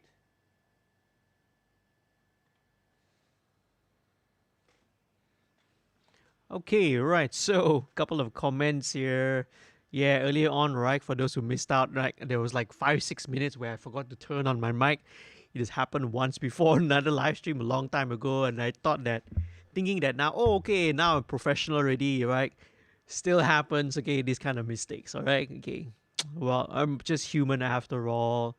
Okay, so cool. What else has been going on in the chat? Okay. Right, and Colorheart was saying, kali ni kita orang write lagu slow pula. Yeah, so this is a definitely, if you guys want to check out, right? Hey, you guys want to share the link to your first single? Please do so, okay? Right? This is definitely a different song lah, right? Contrast to the guys when the first song Tidak Peduli. Okay, so here we go. Lagi sedap dari Vox Haley comment. Sedap Soro Firdaus. Okay, that's Megat commenting there. Okay, let's go on. Right, let's two. Let's go. The next one will be +9, -9. Okay, let's do that. This will be a plus. Oh, I keyed in it wrongly. Okay, never mind. I will correct it later on. Okay, let's go with export. What else is going on? Okay. Alright. Hai, jangan sebut. Masuk surat khabar nanti. Oh, solo using 3M method. Okay. 3M method? What's the 3M method? Can you please explain? I heard of 3 cable or 4 cable method lah, but what is 3M method? Okay. Okay, right. Afiq is always awesome lah. Yeah. 3M tape ke? Yeah, I was like wondering, what is the 3M method? Afiq, can you explain? Or is it something else? Or did we get it wrong? Abang Megat jaga-jaga report masuk berita Kang. Masuk utusan nanti, Afiq says. 6-hour mixing session. Haha, sampai 4 pagi. Yes, Dewata Raya. Correct, you know. Right? Now we right, that should be you who is handling the account, or is it, you know, someone else? Okay. All right, let's go on. Okay. Dewa Raya lah, tahap dewa. Okay, that's what Yol said. Okay. Okay, Yol says Paula jadi kick sounds good. Okay, kick sounds good. Yeah, alright. Lagu ni bakal masuk utusan ke? Drummer juga bagus. Jangan tinggalkan kami. Tidak lepas ni. Alright. Pakai easy drummer plugin pula. Shh. Easy drummer. Okay. Right.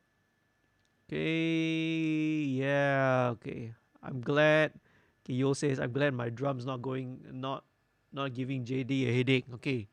Right. Yeah. That's good. Yeah. It's not giving me a headache. No problem to work with. Okay. Okay, here, where are we? Let me just recorrect this first. This is a -6. Last one.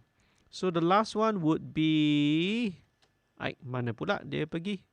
Okay, here we go. This would go into, last one would be a -12 +12. Now, I don't really go beyond -12 because once you start going 15, going to ±20 cents, right, it starts sounding very out of tune.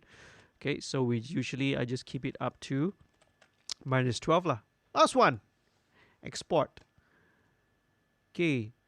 Right. So what snare do we use during the recording? So it's a maple snare. Yep. I'm just wondering what was that? Okay. What snare was it that you used? I sort of remembered lah. Okay. Right. Lepas ni show tak payah bawa drum set. Okay. Right. Bila Nabil nak record kat studio 2105? Nabil busy cari klien. Nabil? Who's Nabil? Right? I wonder who's that? Drum Soundnya Masenov. And who else is there? Hi, Shah. Hi, Shamira Shahrom. Thank you for watching the stream, man. Okay. Hi there. Shamira daripada mana? Where are you from? Okay, can't wait to hear upcoming music. Shamira says, alright, thank you for watching and thank you for supporting the band, man. Right. Okay. You'll sila jawab mesti best music video nanti. Yep, alright. Hopefully. Yeah. So they have an awesome video for the first song. Let's check it out. Wait till for this one lah. Okay, lots of comments. Sorry, guys and girls out there. I can't really attend to watch to all of it. 3M. Megat, sila explain the 3M method. Okay. No, like Afiq or Megat, maybe you all should do a video to explain apa itu 3M method. Okay.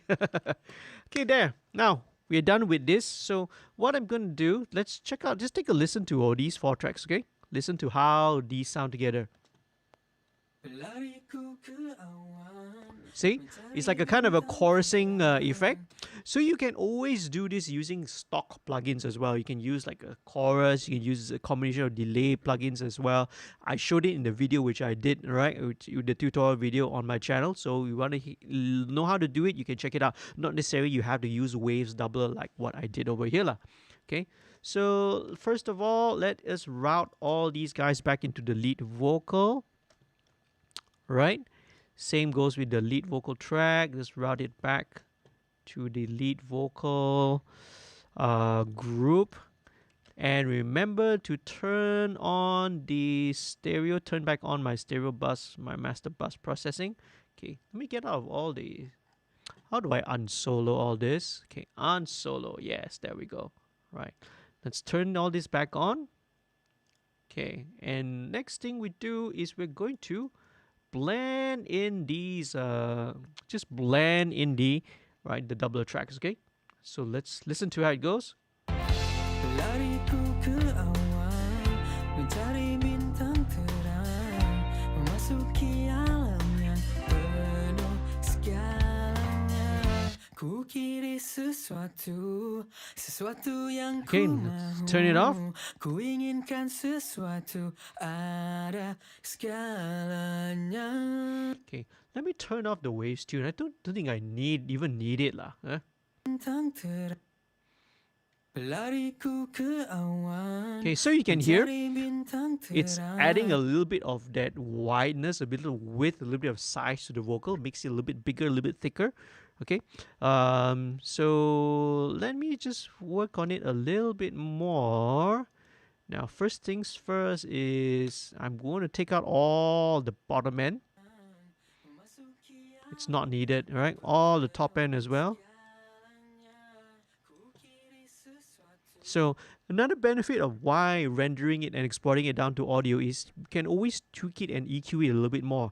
Again, I could just set it to the doubler and just leave it there and run it through the plugins as an aux or something like that. But just bouncing it down, exporting it as audio gives me a little bit more option lah, right?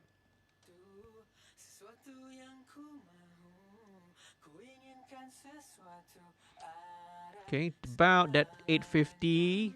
So we just cut that out. Let's listen to the back portion first.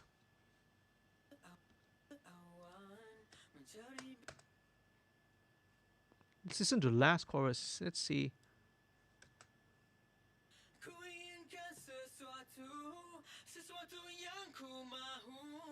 So about 3.8K. Let's just dip that out. We don't really need. Okay, right. So a little bit of taking out the honkiness.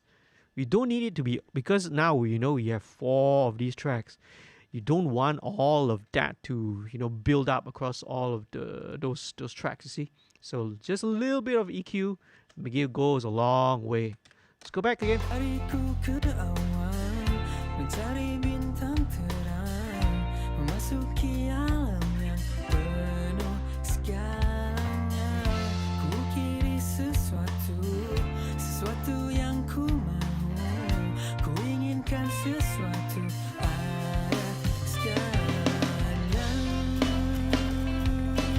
Very nice. Okay, sweet. So now let's go on now. Now, all the corrective, we are actually entering into the creative processing side of things for the vocal. So let's go towards the creative side. First thing is we did, I added all these double tracks, the doubler tracks, right, for the thickening effect. First things first, all right. One of my favorite compressors ever, right, was as usual the 1176. Let's just check it out on what it's gonna do on the vocal, okay? So let's turn it on, all right? So this one, the attack is at slowest, release is at the fastest, and let's check it out, all right? Lariku ke awan, mencari bintang terang, memasuki alam yang penuh segalanya. Okay, let's turn it off. Ku kiri sesuatu yang ku mahu, ku inginkan sesuatu, ada segalanya.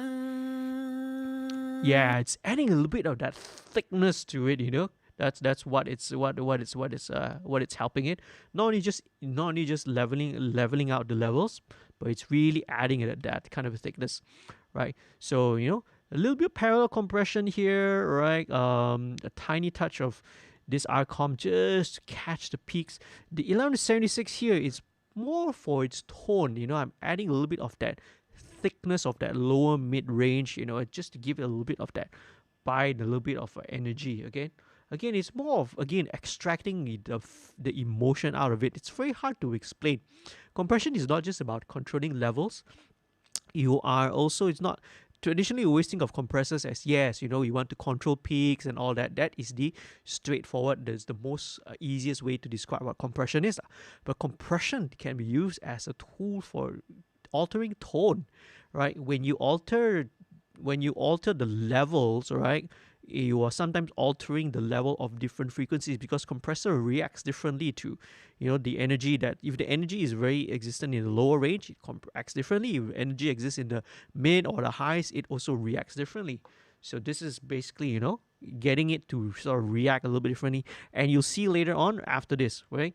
What I'm going to do is, right, once I've got a nice compression kind of going on, a nice tone going to the 1176, I'm going to turn on this EQ, which is before the compressor, and drive the EQ into it. This will cause the 1176 to also change the character in its compression, sometimes in a very, very nice way, sometimes may not be a nice way, but we'll try it and see lah, okay? Right, it alters the character, okay? It makes it a little bit more to drive the EQ into the compressor, changes the character. So let's check it out. So I'm gonna go with the broadest bandwidth, and let's see. Lariku ke awan, mencari bintang terang, memasuki alam yang penuh segalanya.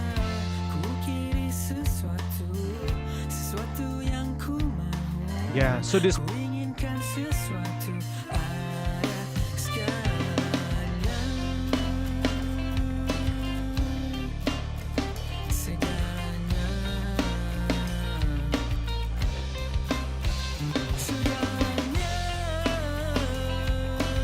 all right, okay, hang on a second. Yeah, that's just because of the clean delay that's going in the chorus. Let me stop first. Right, pause. All right, stop on the vocal for a while. Let me just go back to this little. I think I must have forgotten about this. Right, I thought it's the same setting. Actually, it's a slightly different setting. Okay, let's go into this. It's a very simple thing to deal with anyway. Let's load in as usual, same one. Okay, let's check it out. Okay, I mean, it was very well recorded anyway, right? Afiq did it at home, right? With through, what were you using? What's that 3M method? I thought you were using either your Laney, right? Okay, or did you do it inside some VST amp? Okay, but as you can see, with a lot of the VST amps and plugins and all that, you can get really, really good sounds already lah. Okay, it is driving a bit too hard. Similarly, let me just compensate. Turn the virtual drive down.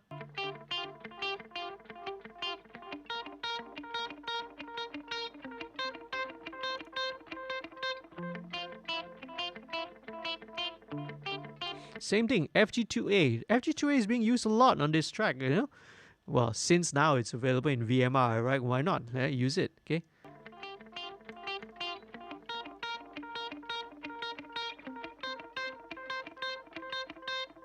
Okay, this is just to massage it a little bit.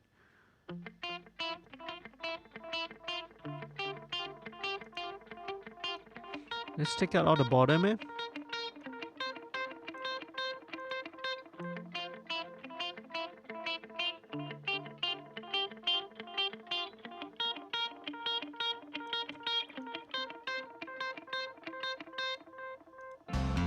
There you go. Okay, let's bring this here.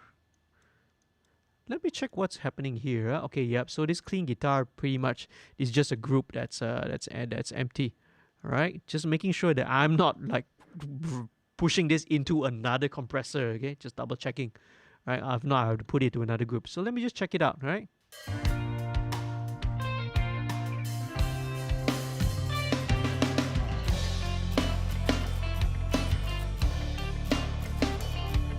Yeah, okay, that makes a little bit more sense.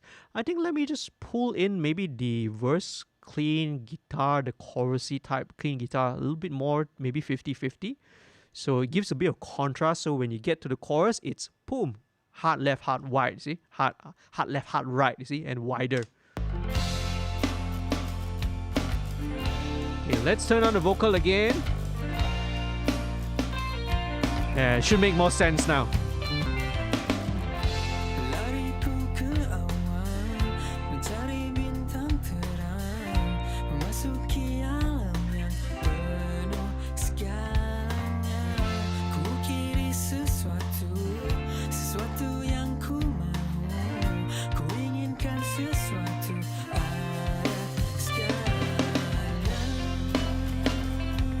Turn up the doubles.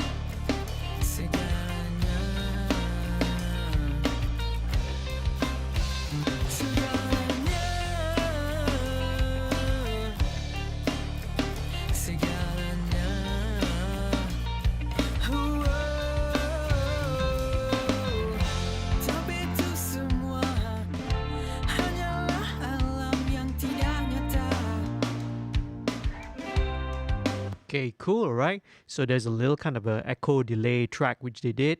Let's just keep that aside first. Okay, let's go back again.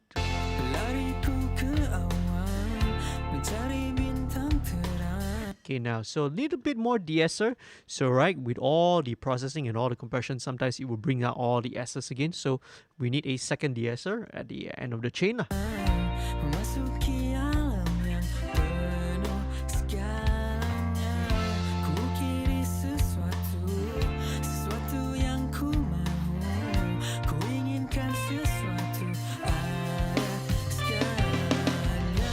Okay, I'm going to turn off, attenuate a little bit of the extreme top end.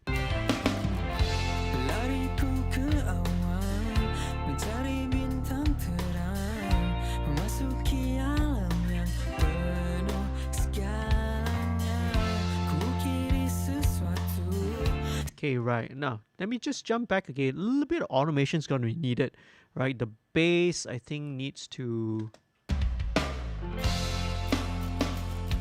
Okay, alright, stand by, huh?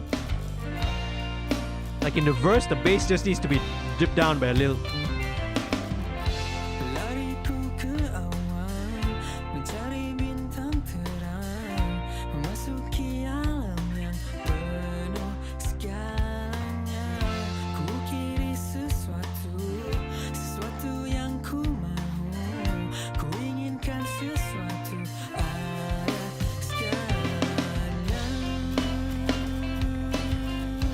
Okay, and then when it kicks back to the chorus, you can go back up lah.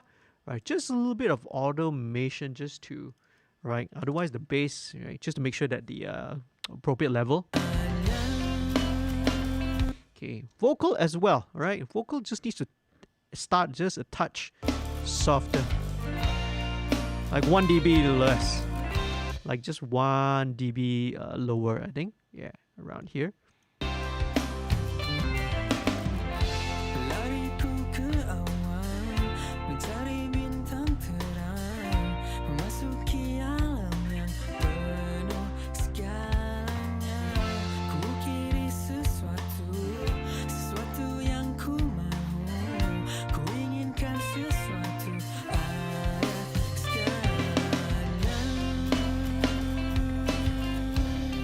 Okay, then when it kicks to the chorus, right, back up by 1 dB lah, right? Super simple. Just tiny, automation moves just to make sure that it sits properly. Okay, Segala.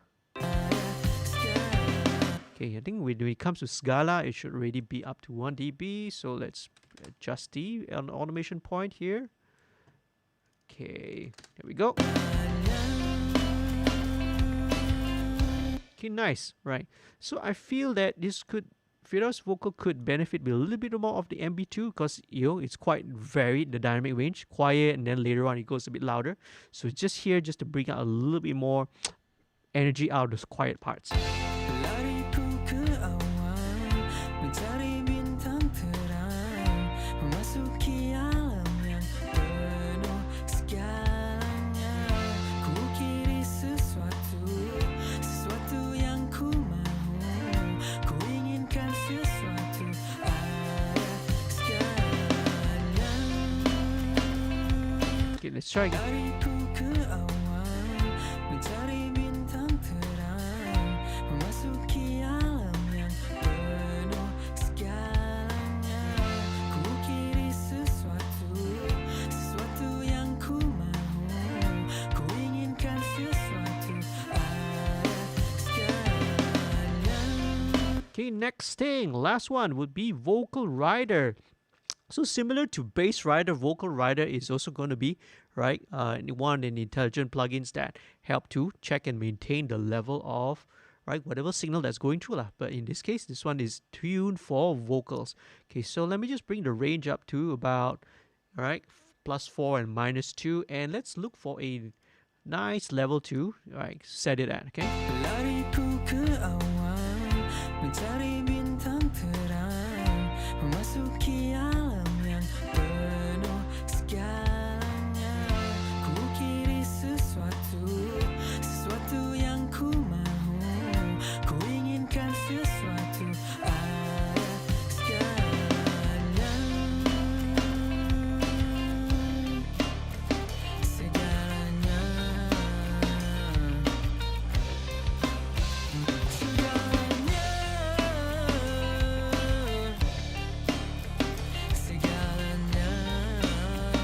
Okay, right. Just gonna EQ a little bit more. Just add a bit of 1K. Lariku ke awan, mencari bintang Pick out a bit of that 250. terang, memasuki alam yang penuh segalanya. Ku kiri sesuatu yang ku mahu, ku inginkan sesuatu ada. Okay, I feel like I'll probably need another instance of maybe just another de-esser here. So let me just plunk in the Aosis instead. Let's go with vocals, singing, male singing, smooth split. Okay, here we go. Let's split it out and let's check it out.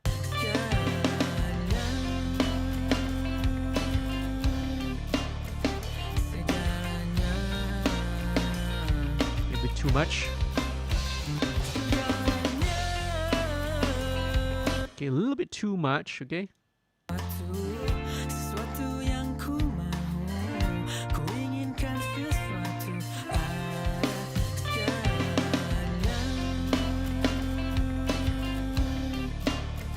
Segalanya. Segalanya.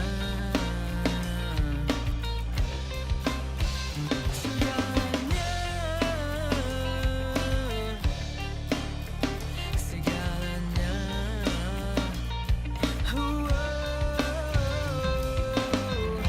Tapi itu semua hanyalah alam yang tidak nyata. Nice. Ku mencoba untuk mendapatkan apa yang dikatakan sempurna.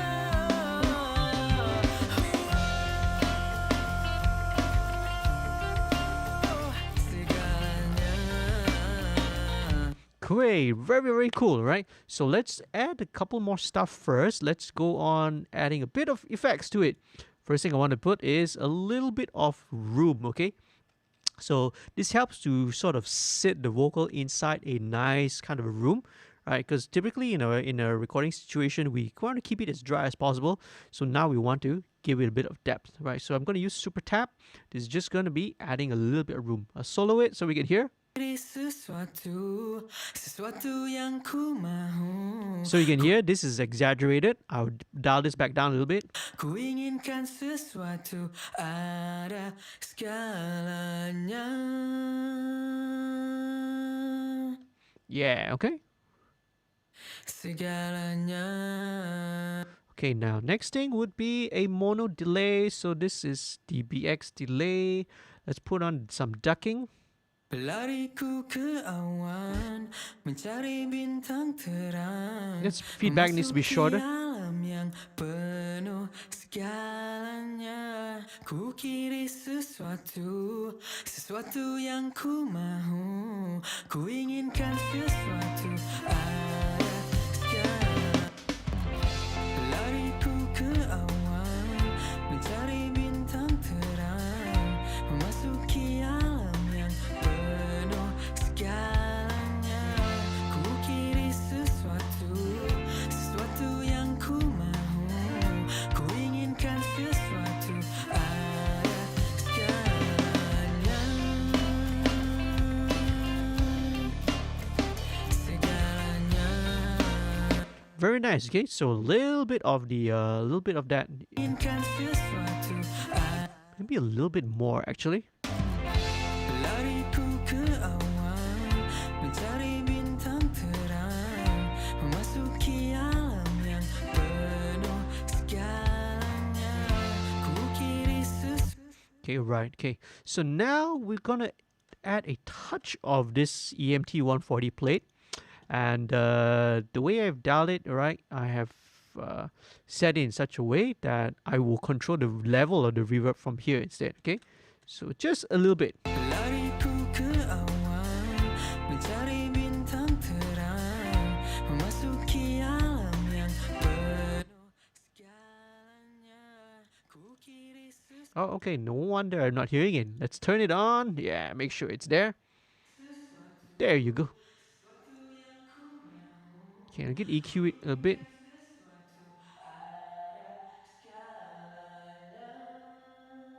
700. Let me cut that out a little bit. Bring it up to maybe 400 hertz here. Bring this down to about 7K. Lariku ke awan, mencari bintang terang. Memasuki alam yang penuh segalanya. Ku kiri sesuatu. Okay, cool. Now I need to set something. I will just want to set the pre-delay on that. But what I'm gonna need to do is I need to check it with the snare drum, right? So okay, just see what I'm doing. Okay.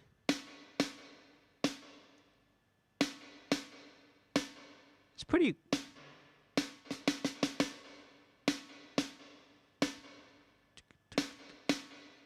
That's pretty correct actually.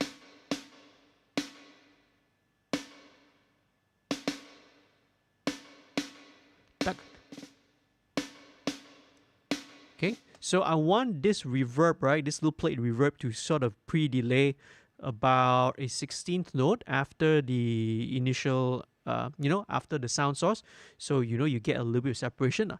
So this is how you can get, reverb, right? But without, pushing the vocal too far back, you see?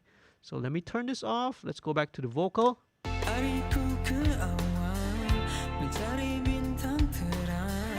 Memasuki alam yang penuh segalanya. Ku kiri sesuatu, sesuatu yang ku mahu. Ku ingin. Still a little bit of that sibilance on some of the transients there. I might have to deal with it later on, right? In terms of editing, actually manually going in and either clip gaining it down, but I'll just keep that in mind. That's a bit tedious to work on, but that's the only thing, the vocal, that's kind of still bothering me. A little bit of the T's, especially the S's are okay, but it's more of the T's and all that. Something is making it a little bit too harsh. Maybe some saturation or something later will help to, so will help to sort of control it lah, right? But keep that in mind, right? And I'll do that later. So let's add now when it goes into chorus, I will pump in a stereo delay. Inginkan sesuatu, ada segalanya.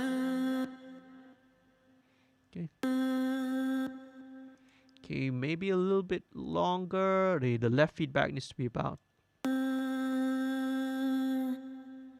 Segalanya. Okay, cool. Now I would want to change this to a quarter dotted. Segalanya. Segalanya. Whoa. Right, okay. So you see the left feedback needs to be a little bit longer because it's a shorter delay time. Otherwise, it ends up, right, the delay ends up a little bit too long on one side. I want kind of both of them to be equal, but still kind of bouncing around, right? So quarter notes and then dotted quarters on the right hand side. So this is going to kick in during the choruses, right? So again, this we are just building dynamics lah, right? During the verses, the effects are mostly mono. The delays are mono. But when you get to the choruses, it goes to stereo.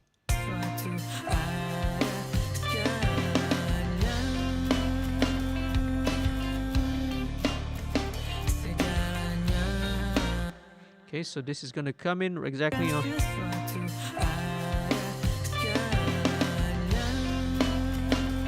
A bit more.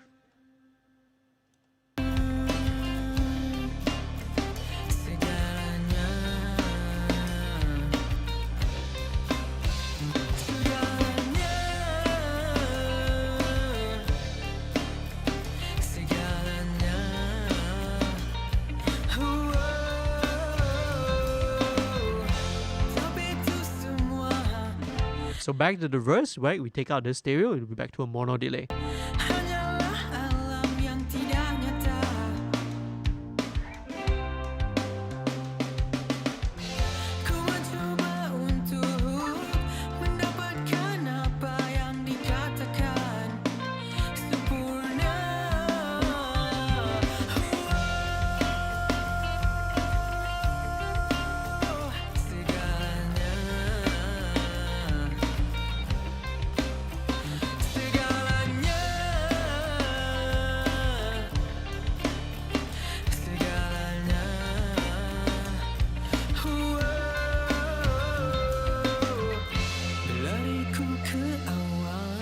Mencari bintang terang, memasuki alam yang penuh segalanya.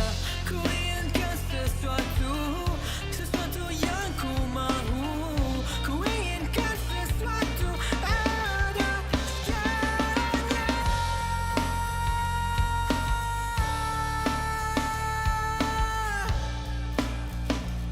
Right, okay. So this is like the climax going into solo. I'll probably play a little bit more with delays later on. So this is coming back to... Ku inginkan sesuatu yang ku mahu. Ku inginkan sesuatu ada segalanya.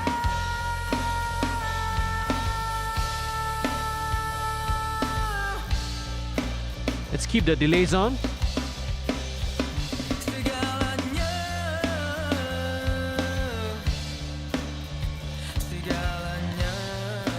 And then we come out here. Lariku ke awan, mencari bintang terang, memasuki alam yang penuh segalanya. Okay, the tail end, I'll probably take out the reverb and all that, but just leave it at that. So you can see, right, I've automated it so that it engages a stereo delay every time we go in the chorus. Okay, let's move on. Okay, quickly, let's go on with the doubles now. Okay, so now, doubling, what we've done here is that we have double tracked right? All of the main chorus parts, okay?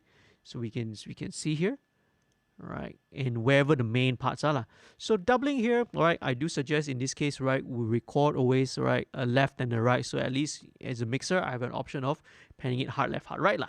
Okay, so let's check out first. Segalanya, Take out all the bottom and segalanya,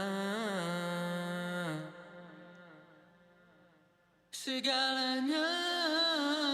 okay, all the harshness at 4K.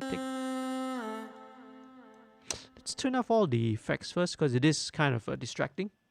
Segalanya, segalanya. Okay, now we can hear a bit of honkiness here. Segalanya, About 700. segalanya. Okay, so now we copy it over and let's check it out. So let's blend in these double tracks. Kan sesuatu ada segalanya, segalanya, segalanya, segalanya. Okay, very cool. All right. So now that I've got pretty much all of the main parts down, let's go back to. Now I want to just take a look at the main stereo master bus. Right. So again, I explained it in my project template video, so you can check that out. Okay, so this one basically why I have a AOC's air EQ here just to add a tiny bit of air at this point at the top end. Okay, well, what I'm going to do, the next one is Wave C4. This is a multi-band. What I'm going to do in this is just to, control a little bit. So any kind of the frequency range, any of the bands that jump out too much, it will just tuck it down. Okay, this is going to do very, very a tiny bit only. Okay, let's just. Ku inginkan sesuatu, sesuatu yang ku mahu. Ku inginkan sesuatu ada yang.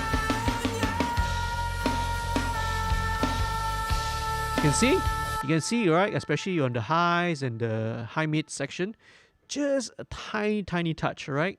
So I'm gonna leave it at that. Sounds good. That's all it needs to do. Okay, next one would be the virtual bus compressor. Again, right? These are all in series. Okay, you see the way I chain it up. All of these are gonna do just a tiny bit of compression. So I'm gonna check only at the loud part, right? Because this is the part which will have the most effect. Okay, so this very last chorus. Ku inginkan sesuatu, sesuatu yang ku mahu. Ku inginkan sesuatu ada yang.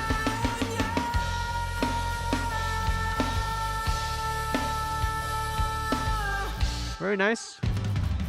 Ku inginkan sesuatu, sesuatu yang ku mahu. Ku inginkan sesuatu ada yang.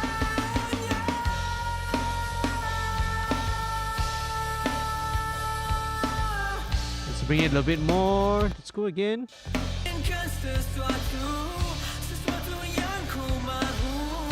Ku inginkan sesuatu ada yang.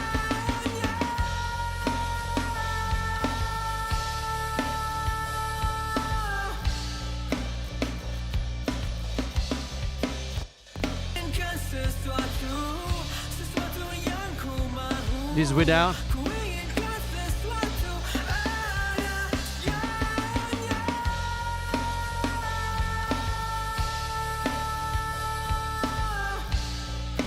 Okay, alright. So just let me listen back to now the snare drum especially. Ku inginkan sesuatu, sesuatu yang ku inginkan sesuatu ada. It seems we're adding a bit too much thickness.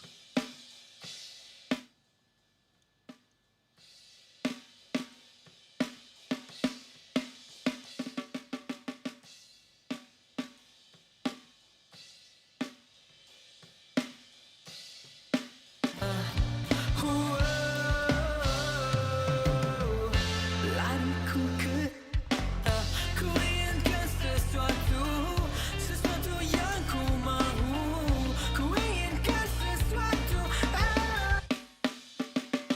Okay, let me just tuck this maybe just a little bit less of the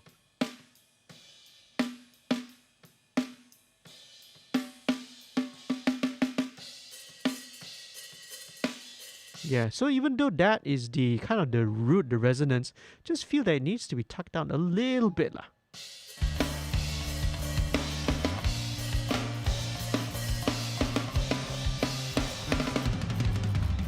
Ku inginkan sesuatu, sesuatu yang ku mahu.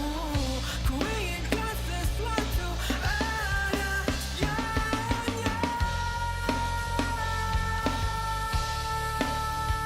Okay, now even the compression, I think, on the drum bass again.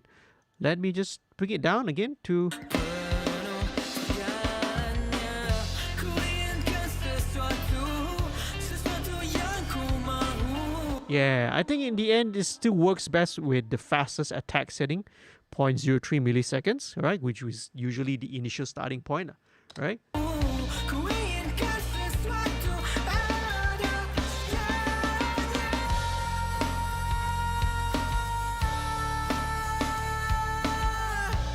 Very nice. Okay, cool. Next thing, let's move on to the distortion guitars. Okay, so distortion, like same thing.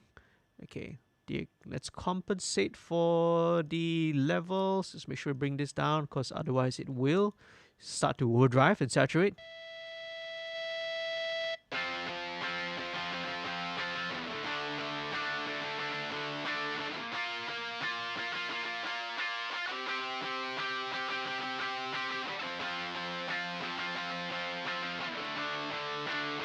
Okay, just one tiny.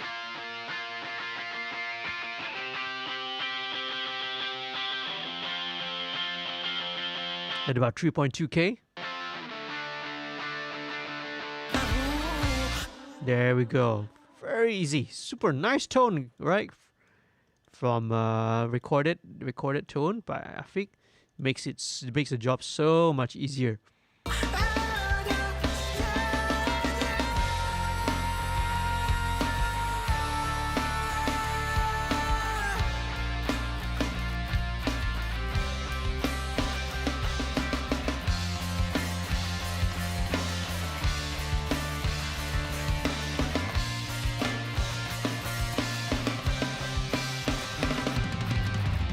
Ku inginkan sesuatu. Right, okay. Alright, just a little bit of this little feedback track here. There's another feedback here.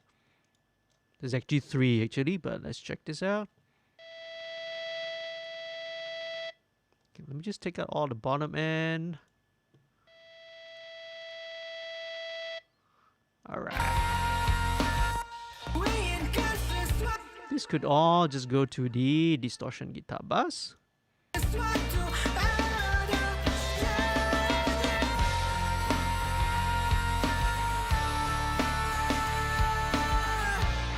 Let's check out the octave lines. Okay, we're moving very quickly right now because with guitars you don't really need to do much, man. Just, balance and then that's it, right? Guitars are actually fairly easy to mix in. Okay, clean it up a bit because here is fine. Okay, so this one is Ku inginkan okay. So let me just explore first. So this is guitar lines, which is doing which. So this is okay. Then the line here is okay. Right. Let's keep it here. Right. So originally the way I panned it lah. Right. So that's important because based on the rough mix, right, previously and during when we tracked also, this is kind of how we felt it works best. So this octave line seems to work best on the left. Let's check it out.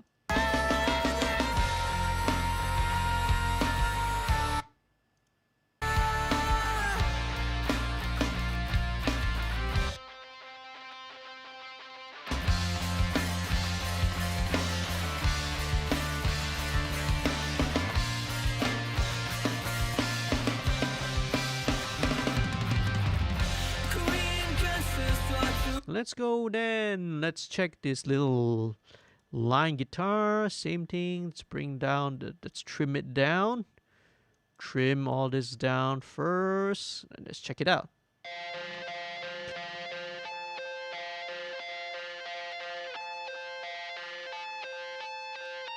Okay, right. So a little bit of these woof notes. We call them woof notes, especially it's an issue that happens with guitar. This one, this 350. We don't really need that. This one I can be very aggressive with this and just like just like cut it all away.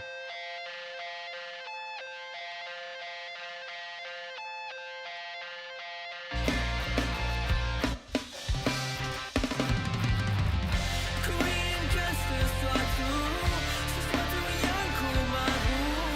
Korean kan sesuatu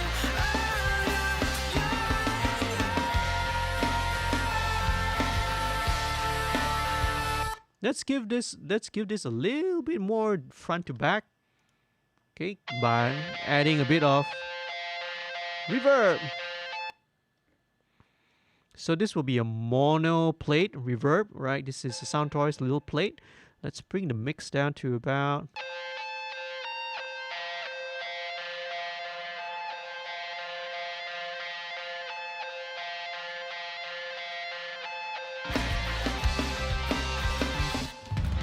Korean kan sesuatu yang ku mahu. Korean kan sesuatu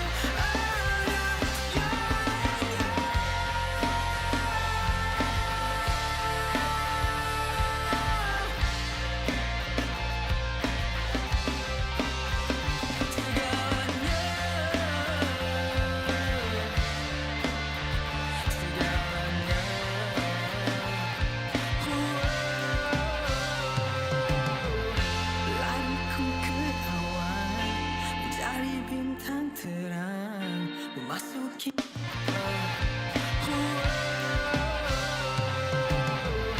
Lariku ke awan, mencari bintang terang. Lariku ke awan, mencari let me fade this out a little bit.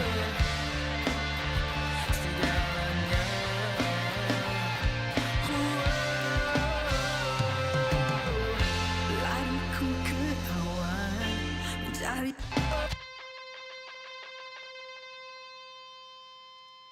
Yeah, this will fade out a little bit earlier as well. Lariku ke awan, mencari bintang terang, memasuki alam yang penuh segalanya. Lariku ke awan, mencari bintang terang, memasuki alam yang penuh segalanya.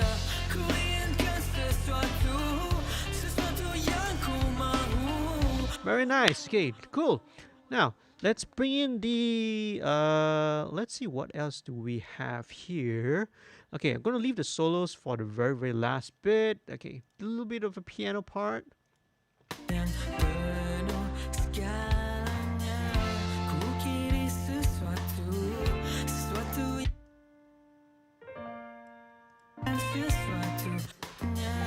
Ku kiri sesuatu yang ku mahu.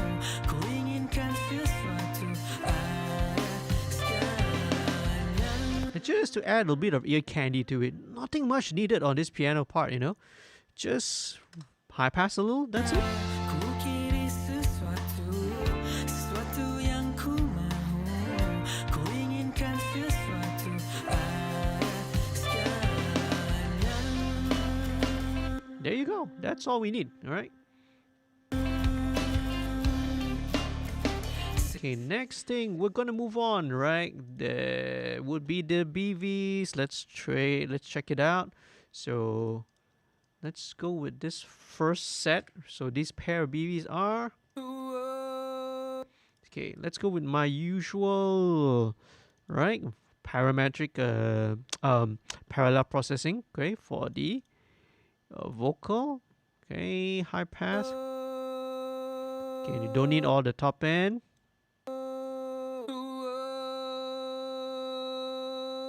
Okay, just that resonance at 4K.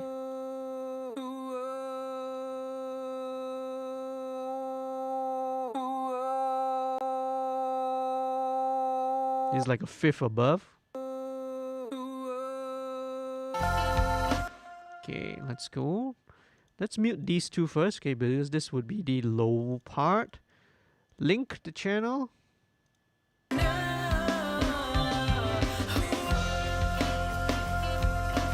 I'm gonna bring these in like halfway, 50-50.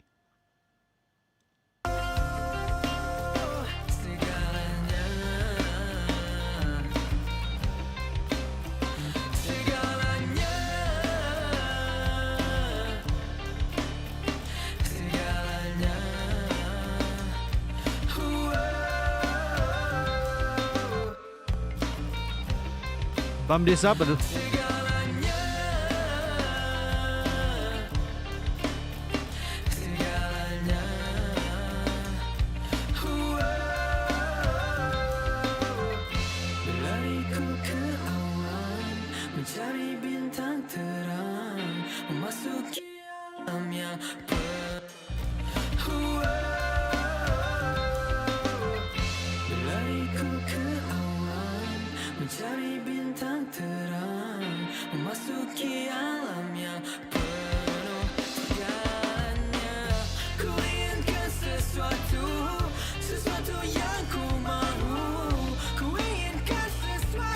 Nice.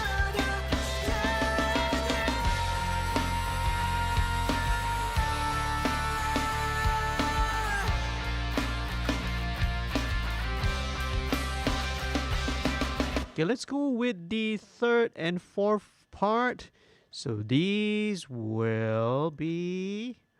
Alright. Okay, we're moving on really quickly now, okay? So bear in mind that, during the live streams and during the initial stage of mixing, these are all roughly broad strokes. Now, mixing, does get, a little bit more finer detail, especially when I go into all the automation work later. All those I have to go in like one by one on each syllable, each word, one by one. That one takes a bit of time. And usually I don't show it during the live stream because it will be way too long and way too boring. Right? It's very repetitive. I listen to each line over and over again, bringing up one syllable at a time, right? On automating it. So this usually takes place on a later stage.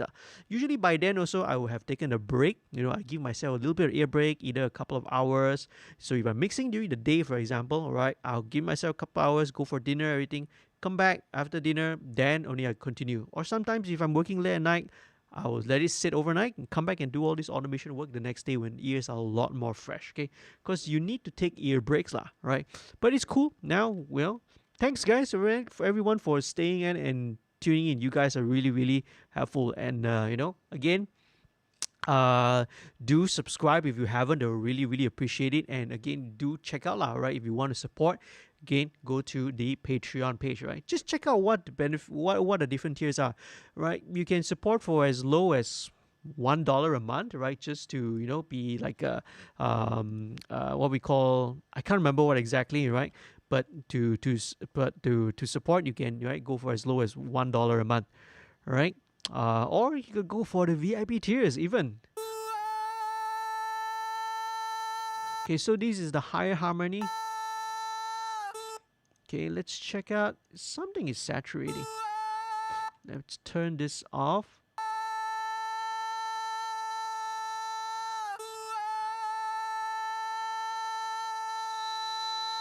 So about 3.9, you can hear there's the... It's saturating, overloading a little bit actually, but that's fine, okay? In the mix, it should not be an issue. Okay, now let's link it together. And just blend this in.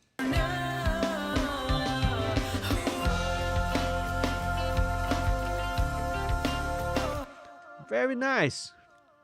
Okay. Well, like Borat says, very nice. Okay. Very nice. Okay, now we're gonna run the right? We're going to run the BVs through the BV group. So as usual, everything is right bus to groups lah. So let's check this out. Now a bit of LA2.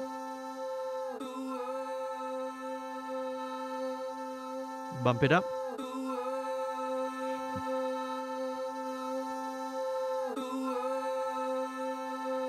Okay, and I'm going to feed this to the same stereo delay. So let's check it out.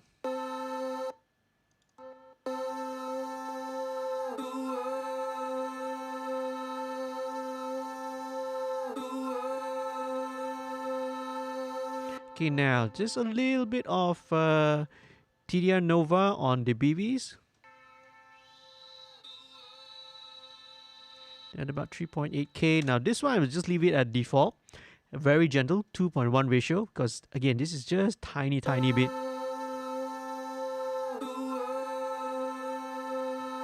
Wider Q.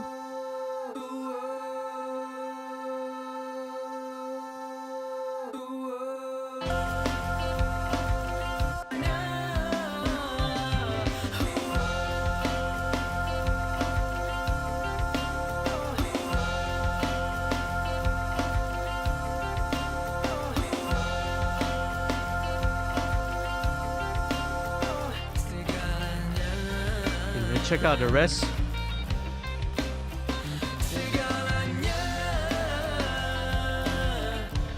Very popish.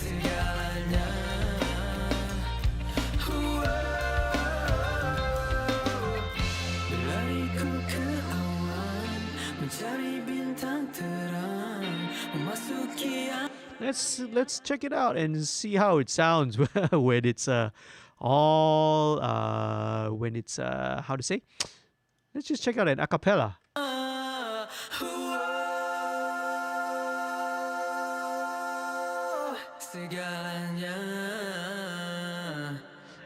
When I do this also, right, it's also useful because it helps me to just listen to like all the vocals, make sure that there's no excessive low end coming from somewhere, you know. Sometimes some of these sub frequencies might sneak through.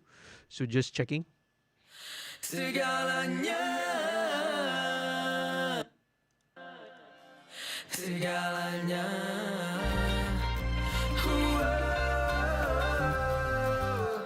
berlariku ke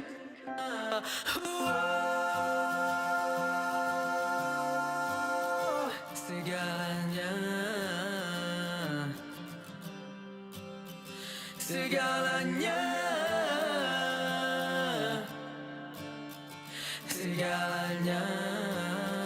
Oh, presenting the brand new boy band, Colorheart. Right? Okay, when you take out all the drums and electric guitars, right, you get a little bit boy band lah, alright? Okay, cool. Let's bring back all the other instruments. Just check it out, the rest.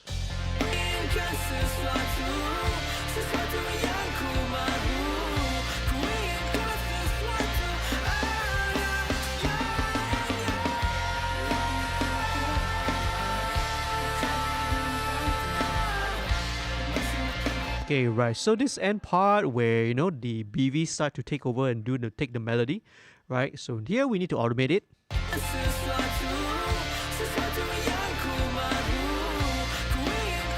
Pump it up.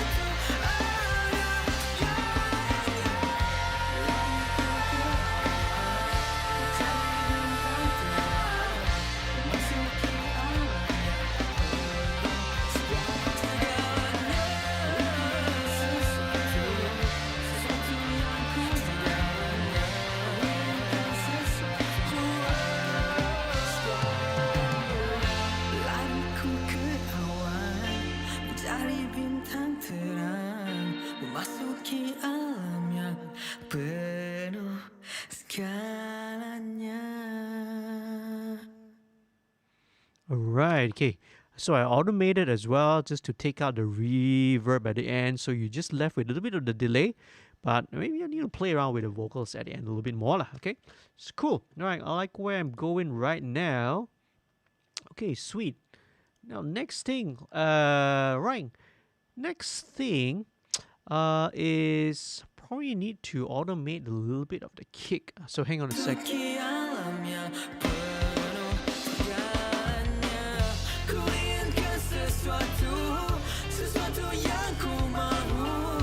Okay, right, because when the distortion guitar comes in, the kick, right, kind of gets a little bit lost. So let's automate this.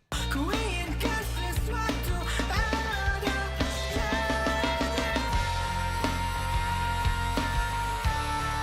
Right, just a tiny touch, just about 1 dB.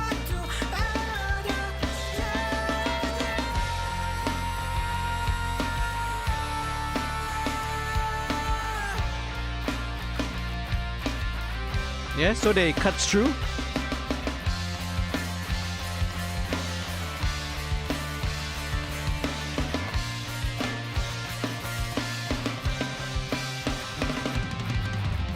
Ku inginkan sesuatu yang ku mahu. Ku inginkan sesuatu ada lariku ke awal, mencari bintang terang, memasuki awan segalanya. Sesuatu yang ku segalanya. Sesuatu lariku ke awal.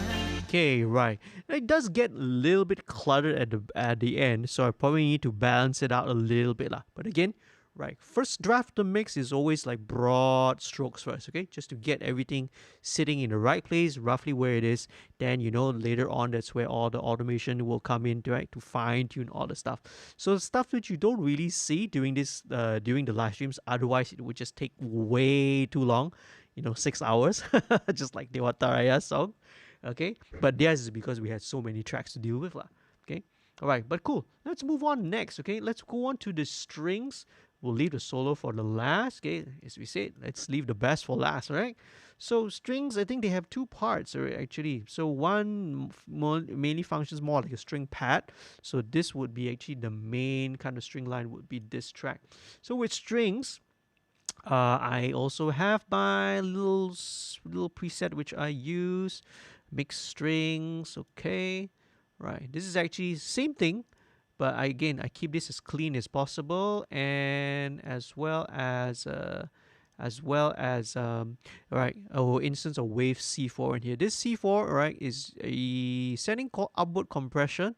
It's like a kind of expansion, right? So this again kind of helps to bring out all the low level detail because strings can be very dynamic, right?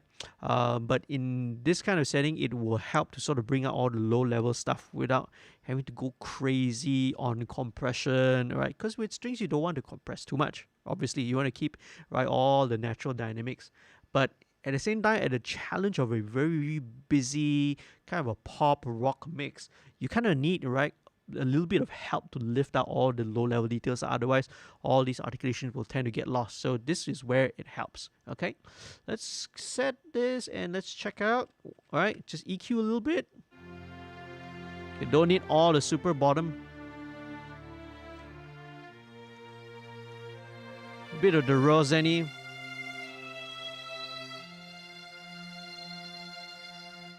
But 4.5K, just take out a little bit of that.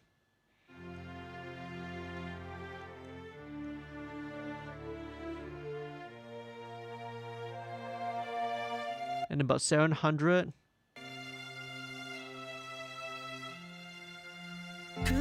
Okay, let's blend it in.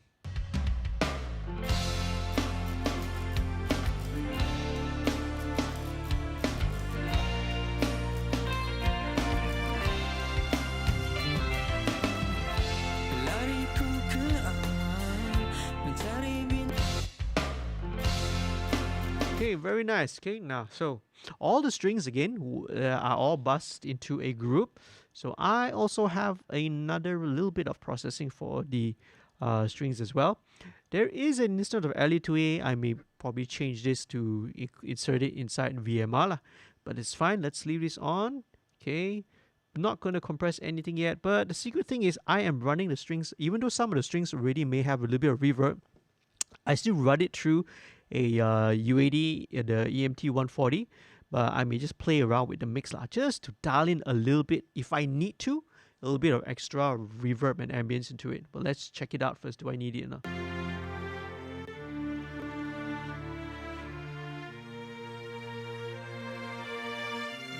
Okay, the input filter, maybe bring out 125 so it doesn't, you know, the reverb doesn't generate or anything below that. Very nice.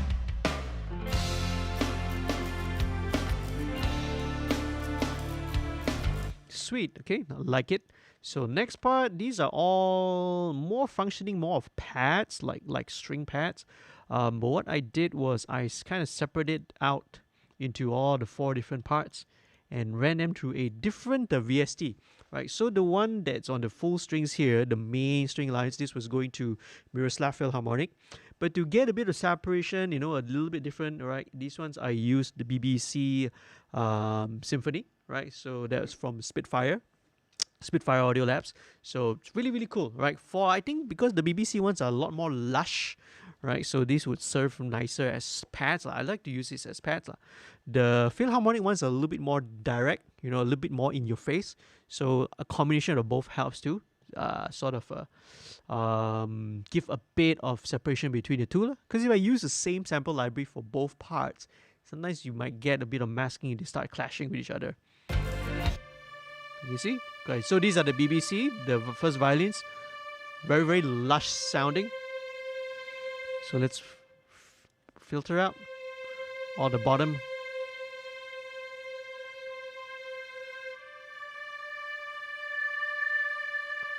Okay, so about that range of 1.5K, I'm going to take out a little bit.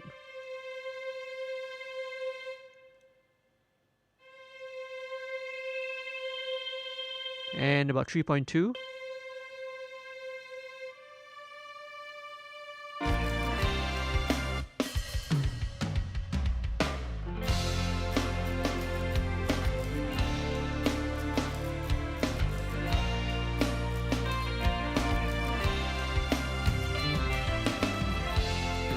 Okay, that's cool. All right, let's repeat, rinse and repeat for the other parts. So this will be the second violin. Right, second violin parts. Let's check it out. Solo it first. Okay, right. Take out all the bottom end.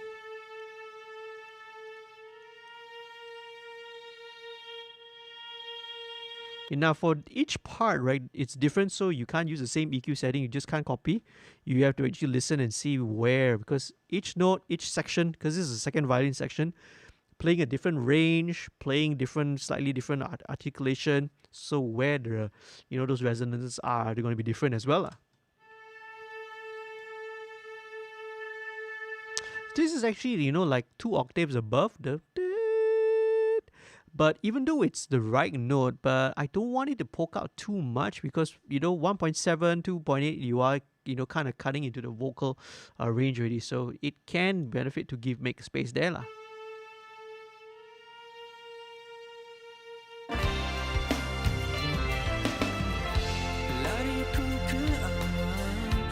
Nice. Next, move on. Violas next. So the violas. Okay, same thing. Let's check out the viola. Oh, don't need all the bottom, man.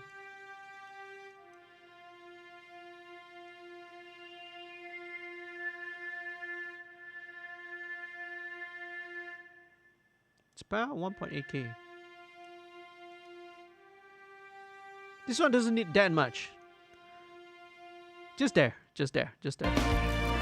Okay, check out the strings. Let's just solo it.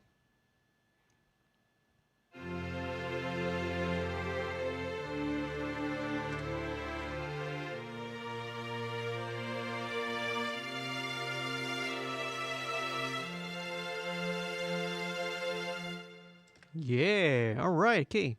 Moving on to the violoncello. Okay, that's what VC is for, right? If you traditionally go with how, you know, how they score it inside the traditional VC is for violoncello. That's the full name of cello, actually. Violoncello, right? That's why they call it VC.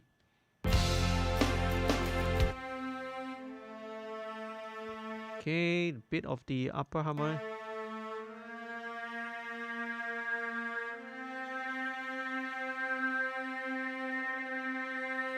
Similar range, about 1.8, around 1.7, 1.K.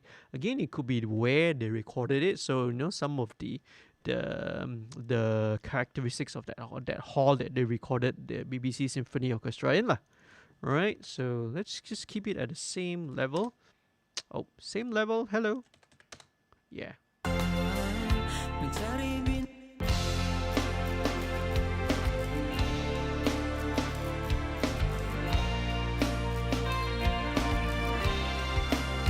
Okay, now for the bass, right? The contrabass. Contrabass doesn't happen all the time, but it's only at the start and the end. Okay.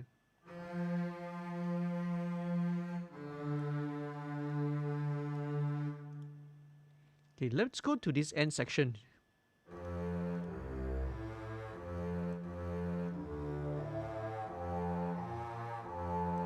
Okay, about 870. Now I would actually keep this, because I will actually probably only EQ that, but I will keep the mid and highs. I won't touch it. All that raw zin sound. Some people like to describe it that way, because I think it will help with the definition of the contrabass and the low, because it's playing a little arpeggio part.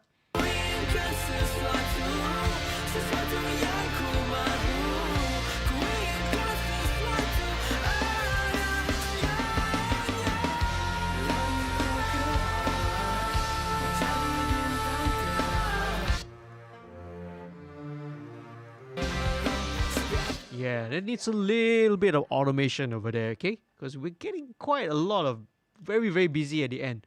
Let's check it out first.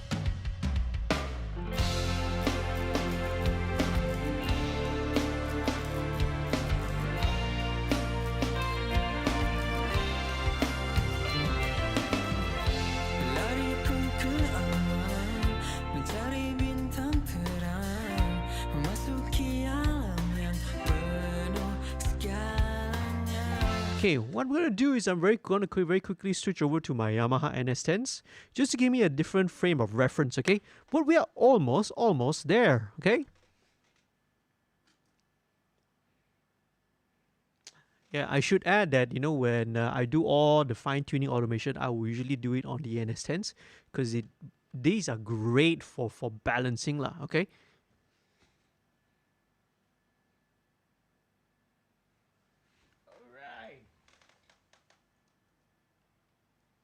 So, these are gonna be the Yamaha NS10s, okay? Well, I will be listening on it, but you guys are listening through the direct feed from the audio lah, okay?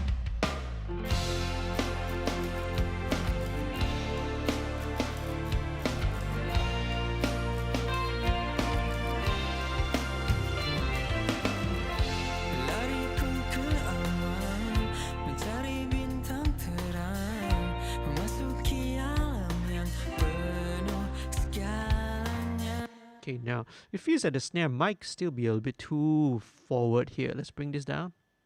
Okay,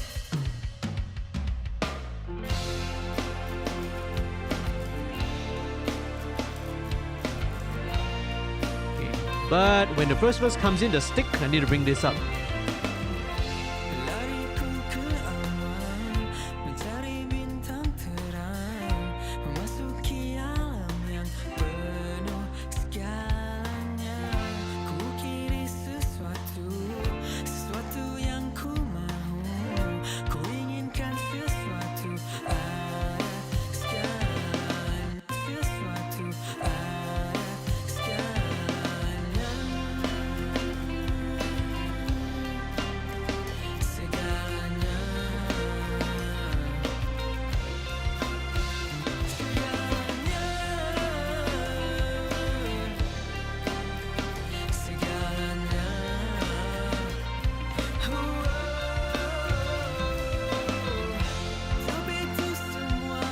Hang on now. Okay, now just a little bit of automation. This needs to go down.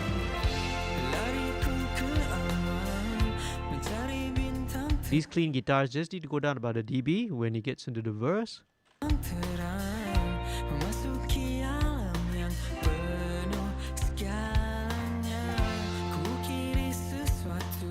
And then the delay cleans also need to be back off by just about half dB, I think.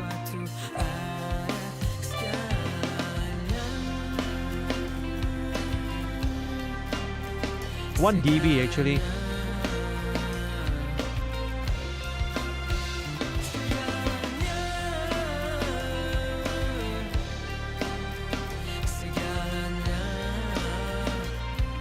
Okay, check it out.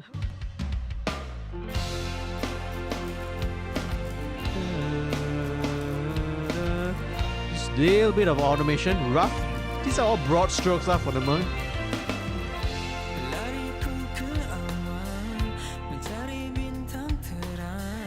Okay, just a gentle fade out on the string.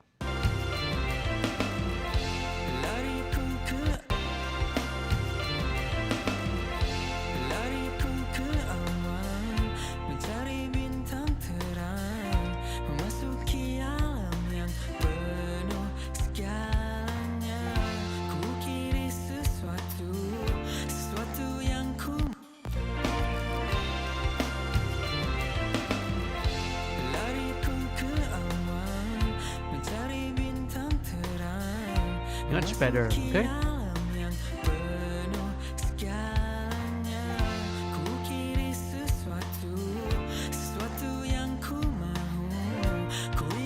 Okay, let me just try this, Let me just probably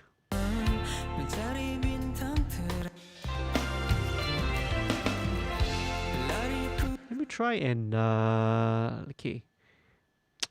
Just experiment a little bit. Just underdubbing. So underdubbing is sometimes I want to remove certain parts. Because this clean guitar is double track all the way. So maybe instead of having it double track, 3,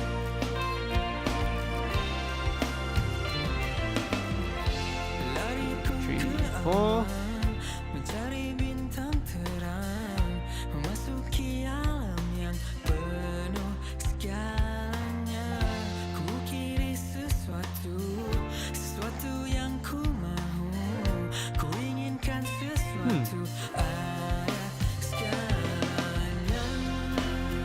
For me, it's a little bit more interesting actually, instead of having 2 guitars going over.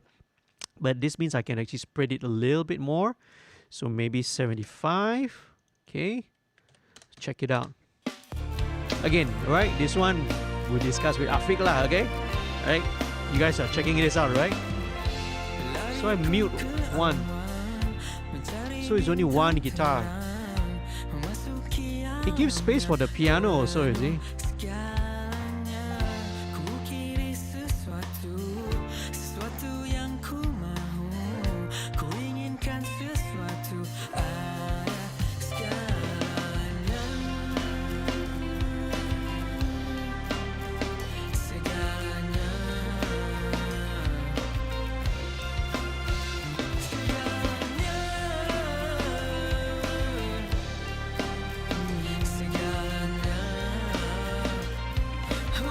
Okay, just fade out.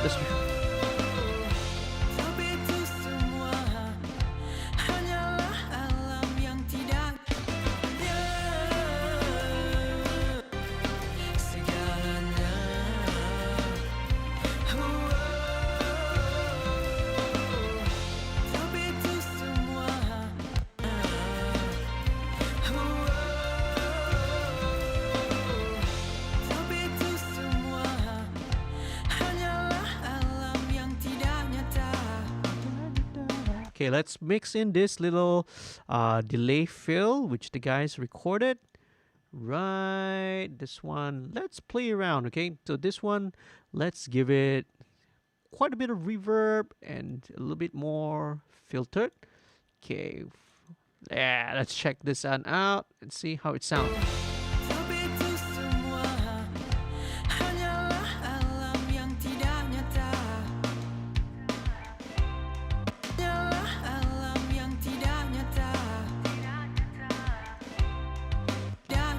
Okay, right. Telephone effect. Okay, this is our old favorite effect here. Give it a bit of reverb. Let's drench this one in a good amount of reverb. Okay, and let's not take it from here. Let's just add the reverb here.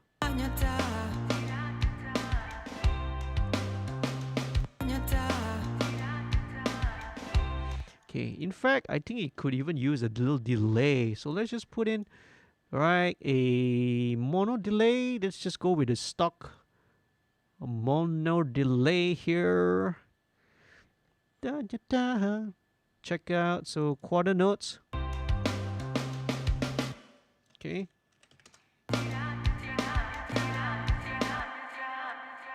Okay, not quarter notes, so half notes.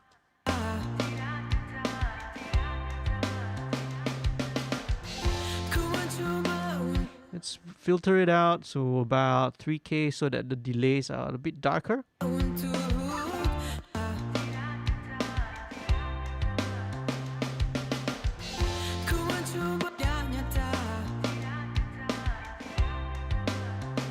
Very cool. Now, so it's so it's a delay, right? Pushing into a reverb lah. Okay.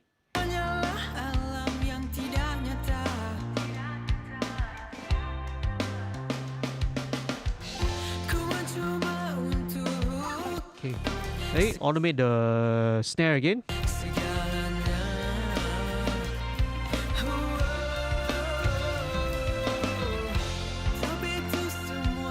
Oh, that's not the snare, that's the strings. See, my eyes are, Okay, let's do that again. Okay, the strings also need to go down a little bit lower anyway, so let's check this out first.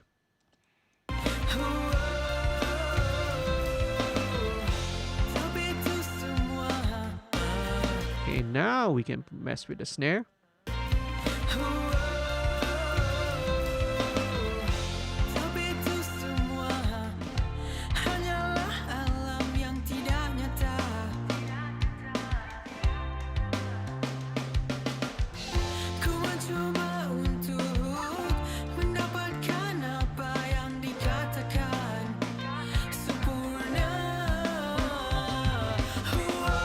Okay.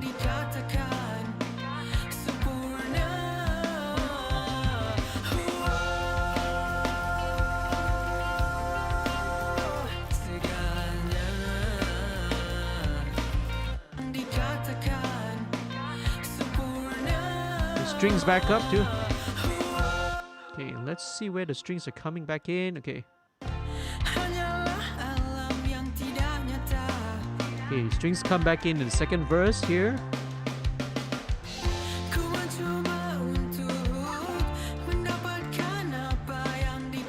Snare still sounds a bit too up front, so let's bring it down by another dB.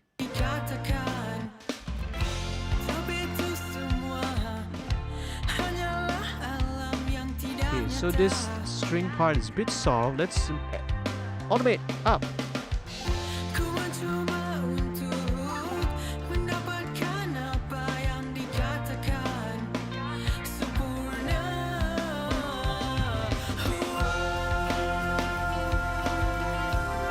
Hello, this mouse is either is the mouse getting a little bit wonky or it's just too sensitive.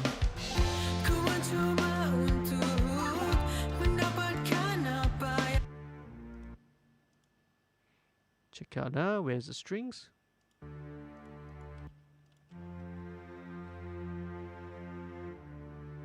Okay, let's go. What am I doing? It should be positive 3.5, not negative.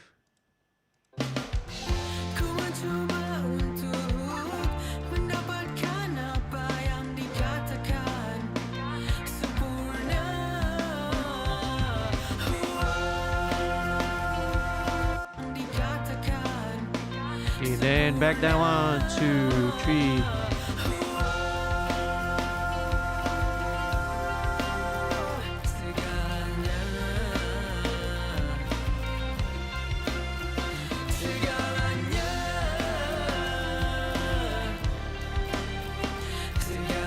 This second, this part when it gets to this delay, the second chorus, right? Because again, there's more stuff. This can go up.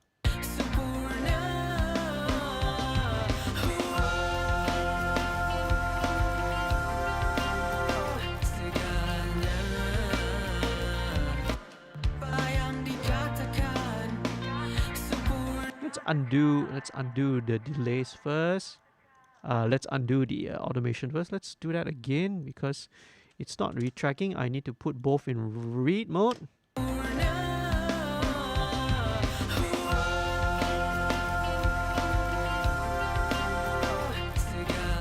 Oh no, I need to put both in write mode. Sorry.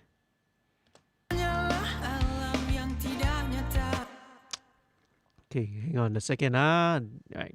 That's the thing when dealing with these kind of linked tracks. See, now I need to unlink them because now their linking is messing things up. Okay, that's fine. So second chorus.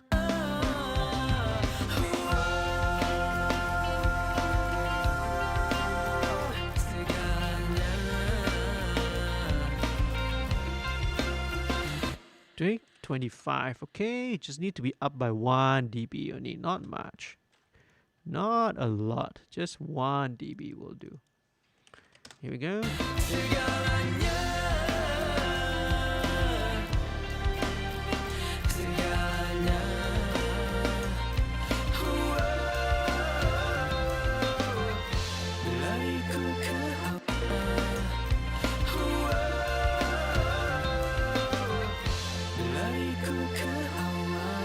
Mencari bintang terang, memasuki alam penuh segalanya.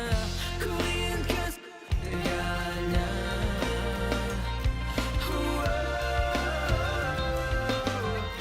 Lariku ke awan, mencari bintang terang, memasuki alam yang penuh segalanya.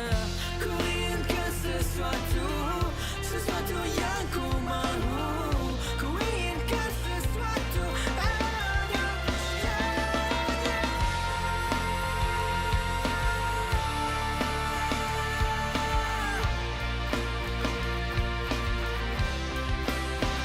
Okay, now I think I need to switch over. Let's bring the octaves to the right because the reason why, because the first violins, the higher notes are usually traditionally on the symphony orchestra on the left.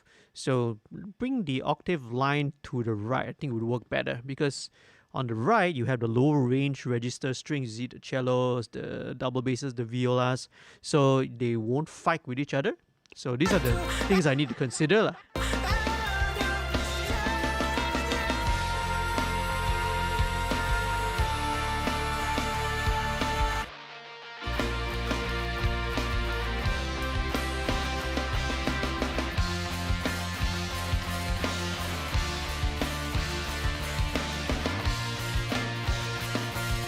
Yeah, so at least it doesn't. So at least the strings, the high strings, are not fighting with the guitar line. You see.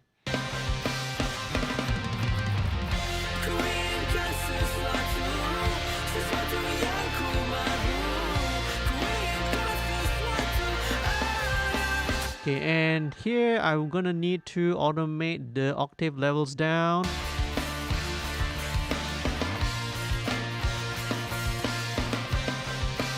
Three.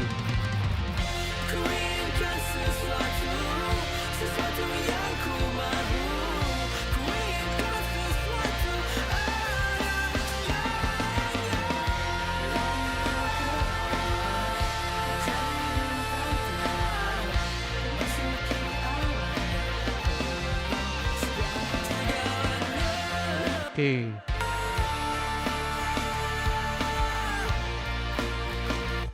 Automate a bit more.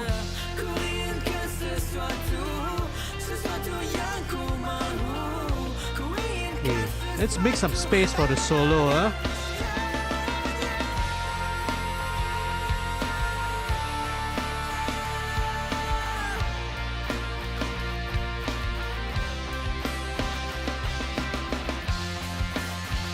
Okay, then I know here the strings go into also an arpeggio kind of a pattern. So now we need to automate.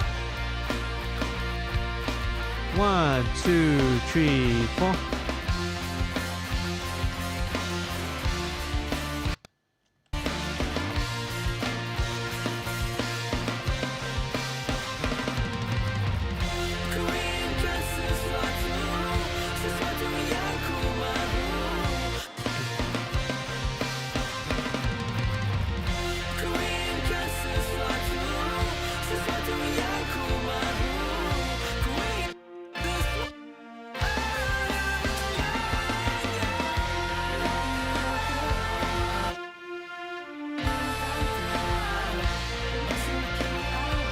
Okay, right. So here the contrabass just needs to be down a bit.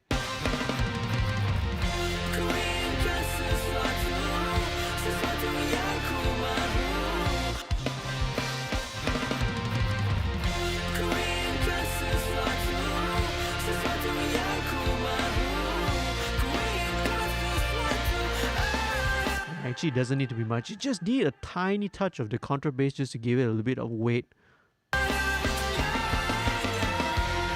Okay, and vocals just need to be pumped up a dB. Okay, this is just very rough, okay? Later on, I will go all this really, really fine detail as I mentioned, okay? 1 dB.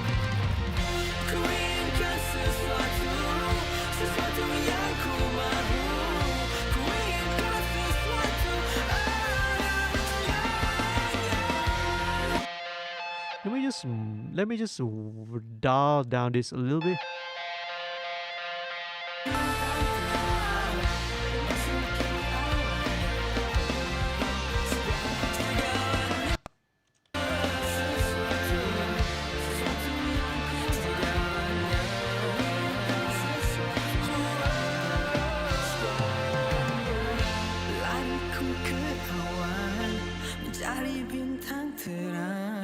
Memasuki alam yang penuh segalanya.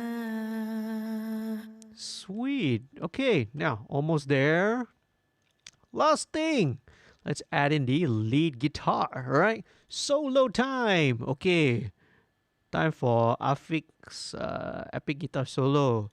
Okay, so for solos, I will typically always send it to also a group. Let's send it over to group 14. Let me just rename it first.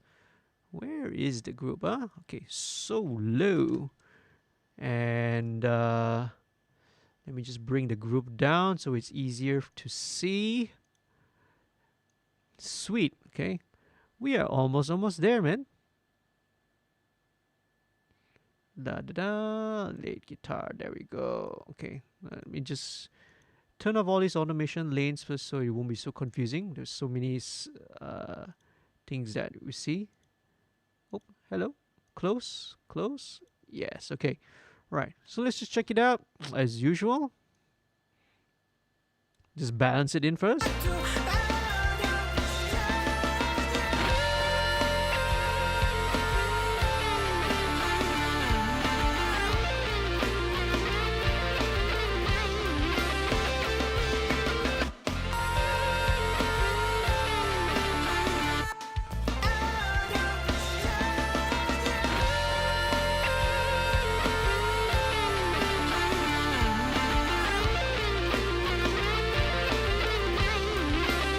Okay, that's a bit too saturated. I'm hearing it saturate too much. Let's bring it all down. Oh, there you go. All right, that's much better. Otherwise, all the pick attack is gone.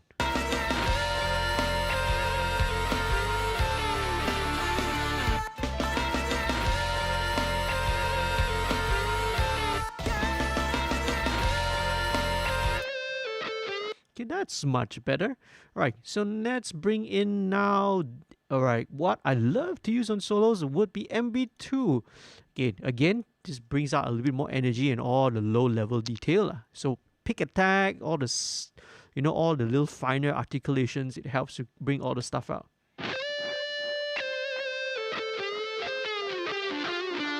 Okay, it is clipping this a little bit, so let's bring this down.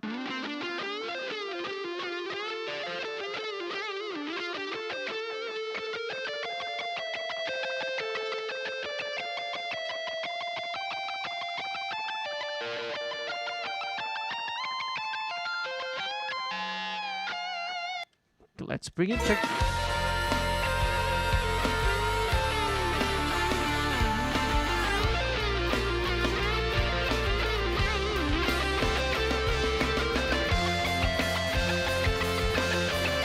Okay, what I would love to do, no compression needed, man, just a little bit of high pass and all that.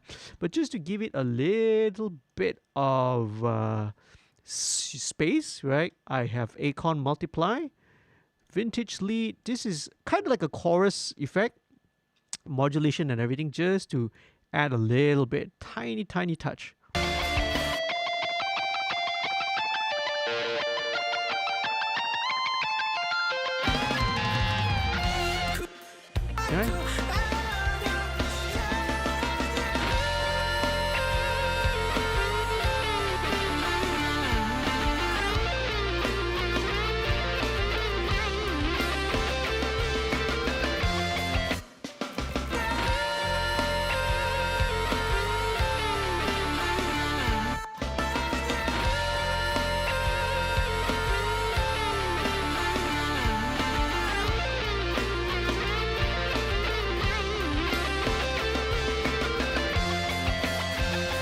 right, just automate a tiny bit. This little phrase here needs to go up.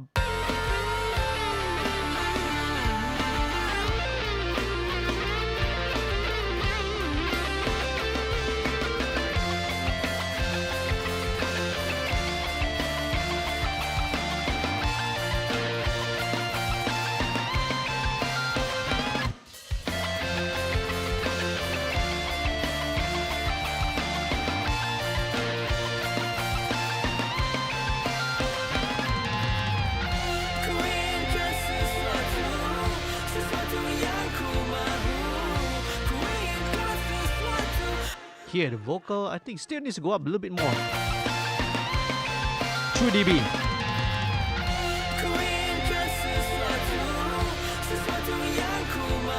And to bring the solo down.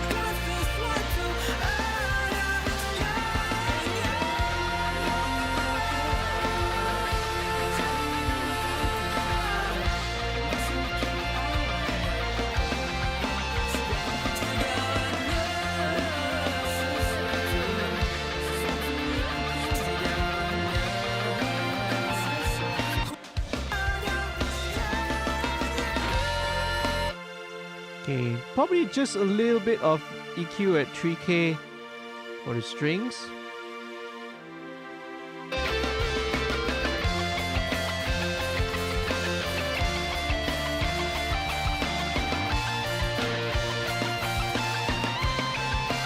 Bring the strings back down.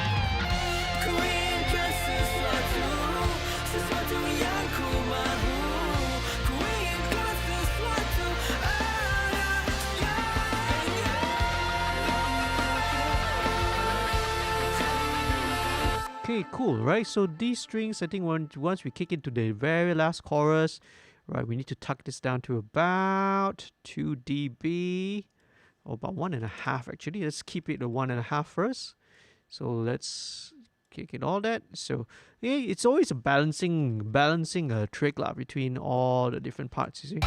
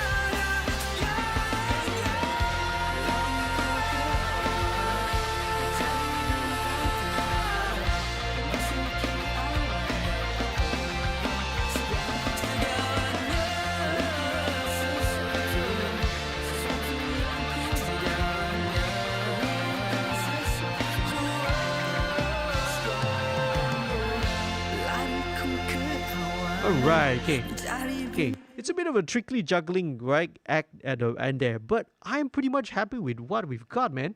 Alright. So, this I would consider like probably about 80% or close to 80-85% of the way there. So in the mixing stage, this is what I will arrive at, and probably what I call the first draft lah. Okay, pretty much happy with most of the stuff. Everything else is there. As I mentioned, these are mostly the automation moves that I do here are mostly the broad strokes, right? All super fine detail, right? The ones that really make, going into the vocals, especially line by line, word by word, just to make sure that all the vocals, every word can be heard clearly. And especially the part need to do a little bit more sculpting, maybe a little more automation, right, between the strings and all the different parts, just to make them fit together. Because at the moment it feels a little bit cluttered lah, right? It still feels a little bit congested. Maybe I need to back out some of the guitars a little bit as well.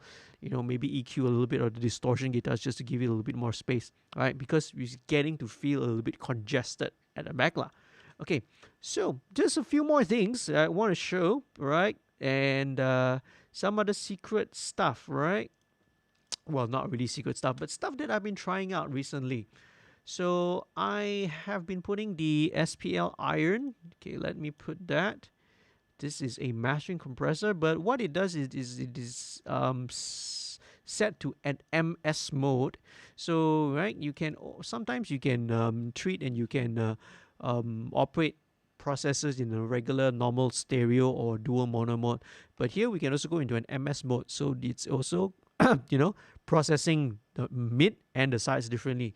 Right, so just add a little bit, tiny touch of this. Let's just check this part. Let me take out the parameter link first. Let's take away the volume compensation.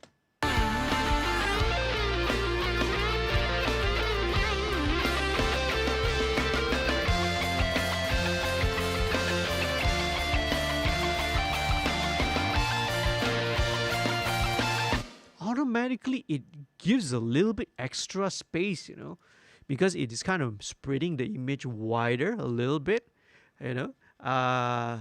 it's why I really love using the SPL iron, right? So it is just doing a tiny touch, and I also dialed it in only 50%, right? Again, this also can be a parallel, so just a little bit. As you can see, it's barely just tiny, just moving the meters just by a super tiny bit. Okay, and one more thing I've been adding, right, is an instance of API 560. Again, this is just going to the circuitry. This one, all right, just adds makes the whole thing a little bit more solid lah. All right, just go.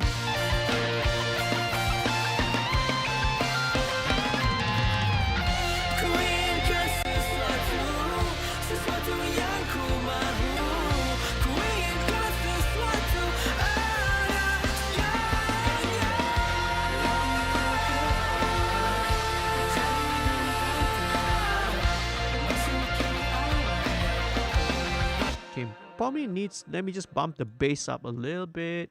Okay,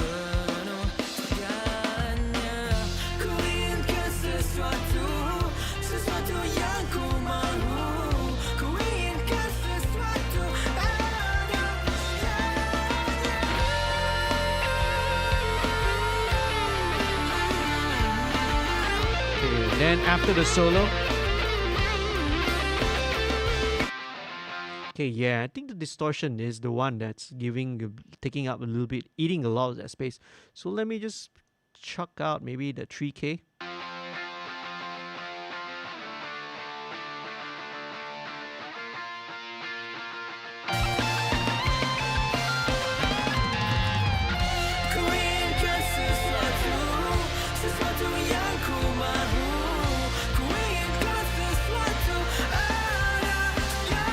Because a lot of that 3K is coming up from, the octave lines, the delay line guitars, the strings as well, and that all eats up into the vocal ranges. So just dip out a little bit of 3K on the distortion guitars.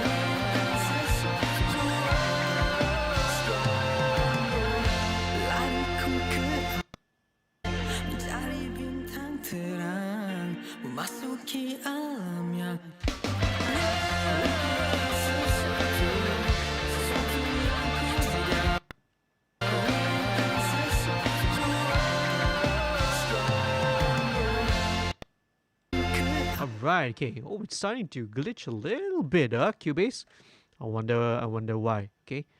Right. This PC is getting a little bit old, a little bit late. memasuki alam yang penuh segalanya. Okay, very cool. Right. Sweet. Right, that's pretty much, right? I'm really happy with what I have here.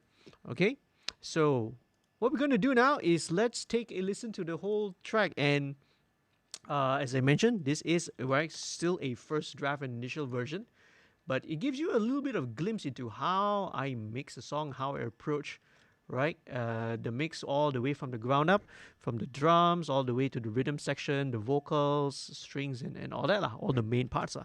All the fine detail and the automation I'll be doing it later, right, on a later time. But this give myself a little bit of an ear break after this, okay, and then maybe continue it, or maybe in the first thing next morning or the next day. Sweet, cool, super cool, man. Sorry again, I have not been able to look through all the chat, and yeah, you guys have been awesome, right? Thank you very much for right. Thank you everyone for hanging around, right, on this little live stream. I try and do this every week, right?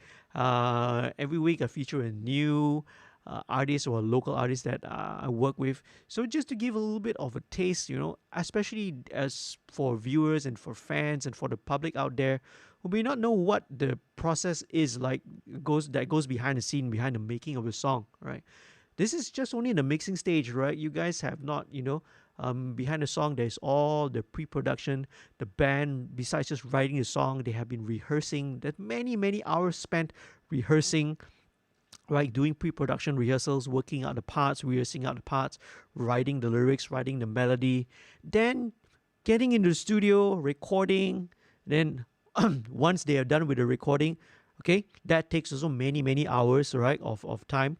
And then when it gets to my point, right, I do a little bit of editing, and then this mixing stage, which again takes right, a couple of hours to do maybe the first draft, and then a couple of hours more to do a little bit more fine tuning lah.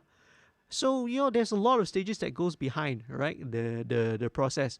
Maybe one last thing, right? Just do quick automation of the stereo. There's another trick, right? Very, very common with mixing, is that we always do a little bit of again, this is an option. You may or may not prefer to do this, but what I will do is I will just do a little automation on the main stereo bus, just to bump it up in the choruses. This is just give a little bit of impression. Again, we're building dynamics lah, right? If we want the song to feel like it's growing a little bit bigger, a little bit more excitement. Okay, so let's check it out.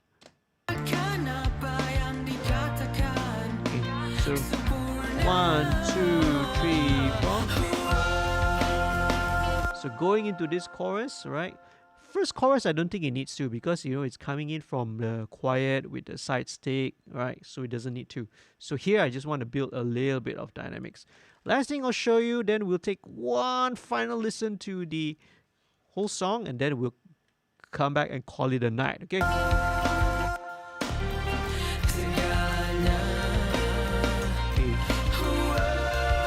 Drop down.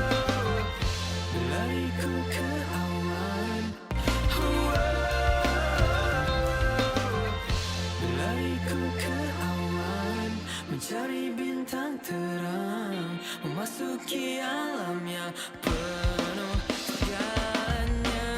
Ku inginkan sesuatu,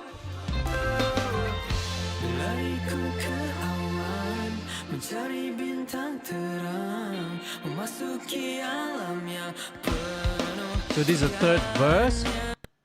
Okay, let's go on forward. So camera solo.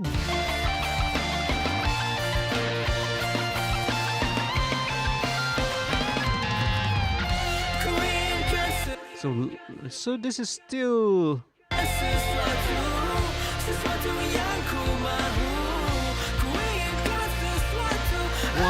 2, 3.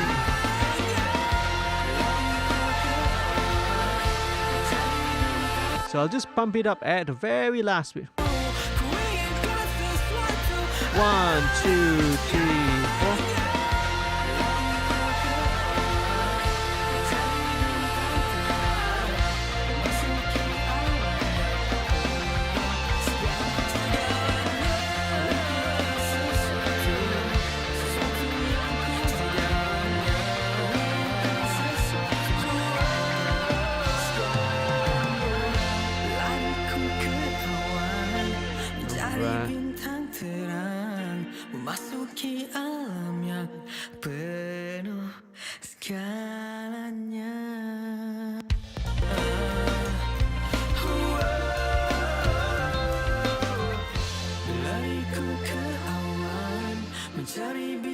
terang memasuki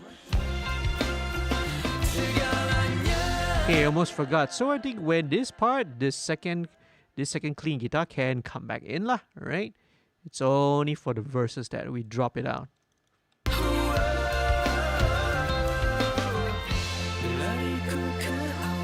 Sweet, okay, and then this comes back in at the end also lah. Right. Straight. All right, man. It's great. Loving it, okay? And I hope you guys are gonna be loving it too. Okay. Now, so this pretty much brings us to the end of the what I've got to show you, right? So, right, stay tuned. After this, going to be working on all the fine-tune adjustments, and then later on, the usual process: sit down with the band, we go through a listening session, we'll do mix notes, we'll tweak the mix as necessary, and then we finalize it and then master it, lah. Okay, and then you'll be out, right? And release and out on the streaming platforms and YouTube really soon for you guys to enjoy. Hope you guys have found this little live stream informative, a little bit of eye-opening of how the mixing process goes behind, how the mixing process happens, what happens behind the scene, in the production of a song. This is a little bit of a little glimpse into the entire process lah. As I mentioned, there's so many other stuff that's involved: pre-production, rehearsals, the actual recording sessions, editing, yada yada. Okay, right. So hopefully when the song comes out, right, the band will definitely let you know, right? I will also definitely share and post it on my social media platforms as well, right? If you're watching this, go and check out Colorheart. They have their previous single. The very first single was also recorded and mixed here. It's called Tidak Peduli. The link, I think, is somewhere going to be down in the description. I'll leave it in the description, right, of the video later on. So you go and check it out, right? All of the band's social media or the contacts are all there in the description as well. Go check it out. Follow them. Follow their Instagram, their Twitter, their Facebook, whatever. And, right, check them out, okay? Right, all of the different members as well are all, I think Yol, you teach drums. Afiq is also a music teacher. Anybody wants guitar lessons, okay, go and get in touch with Afiq, okay? Right? Now, so thank you again, everyone, for watching. If you please as well, do leave a like, okay? Right? If you have not subscribed to my channel, what are you waiting for? Please click on the subscribe button, okay? All right? Or if I find out any of the band members are not subscribed, right? Okay, I'm going to delete and mute their parts lah. Okay, just kidding, okay? So, thank you very much for watching, all right? Stay safe, everyone. Let's take one final listen to Segalanya by Colorheart. When it's out, right, you will all find out, okay? So, stay tuned. Thank you very much for watching. Stay safe. Good night, guys, all right? And here we go.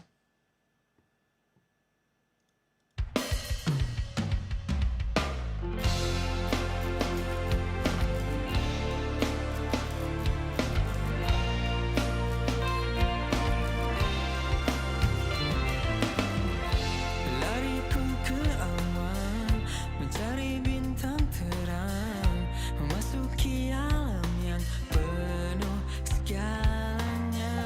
Ku kiri sesuatu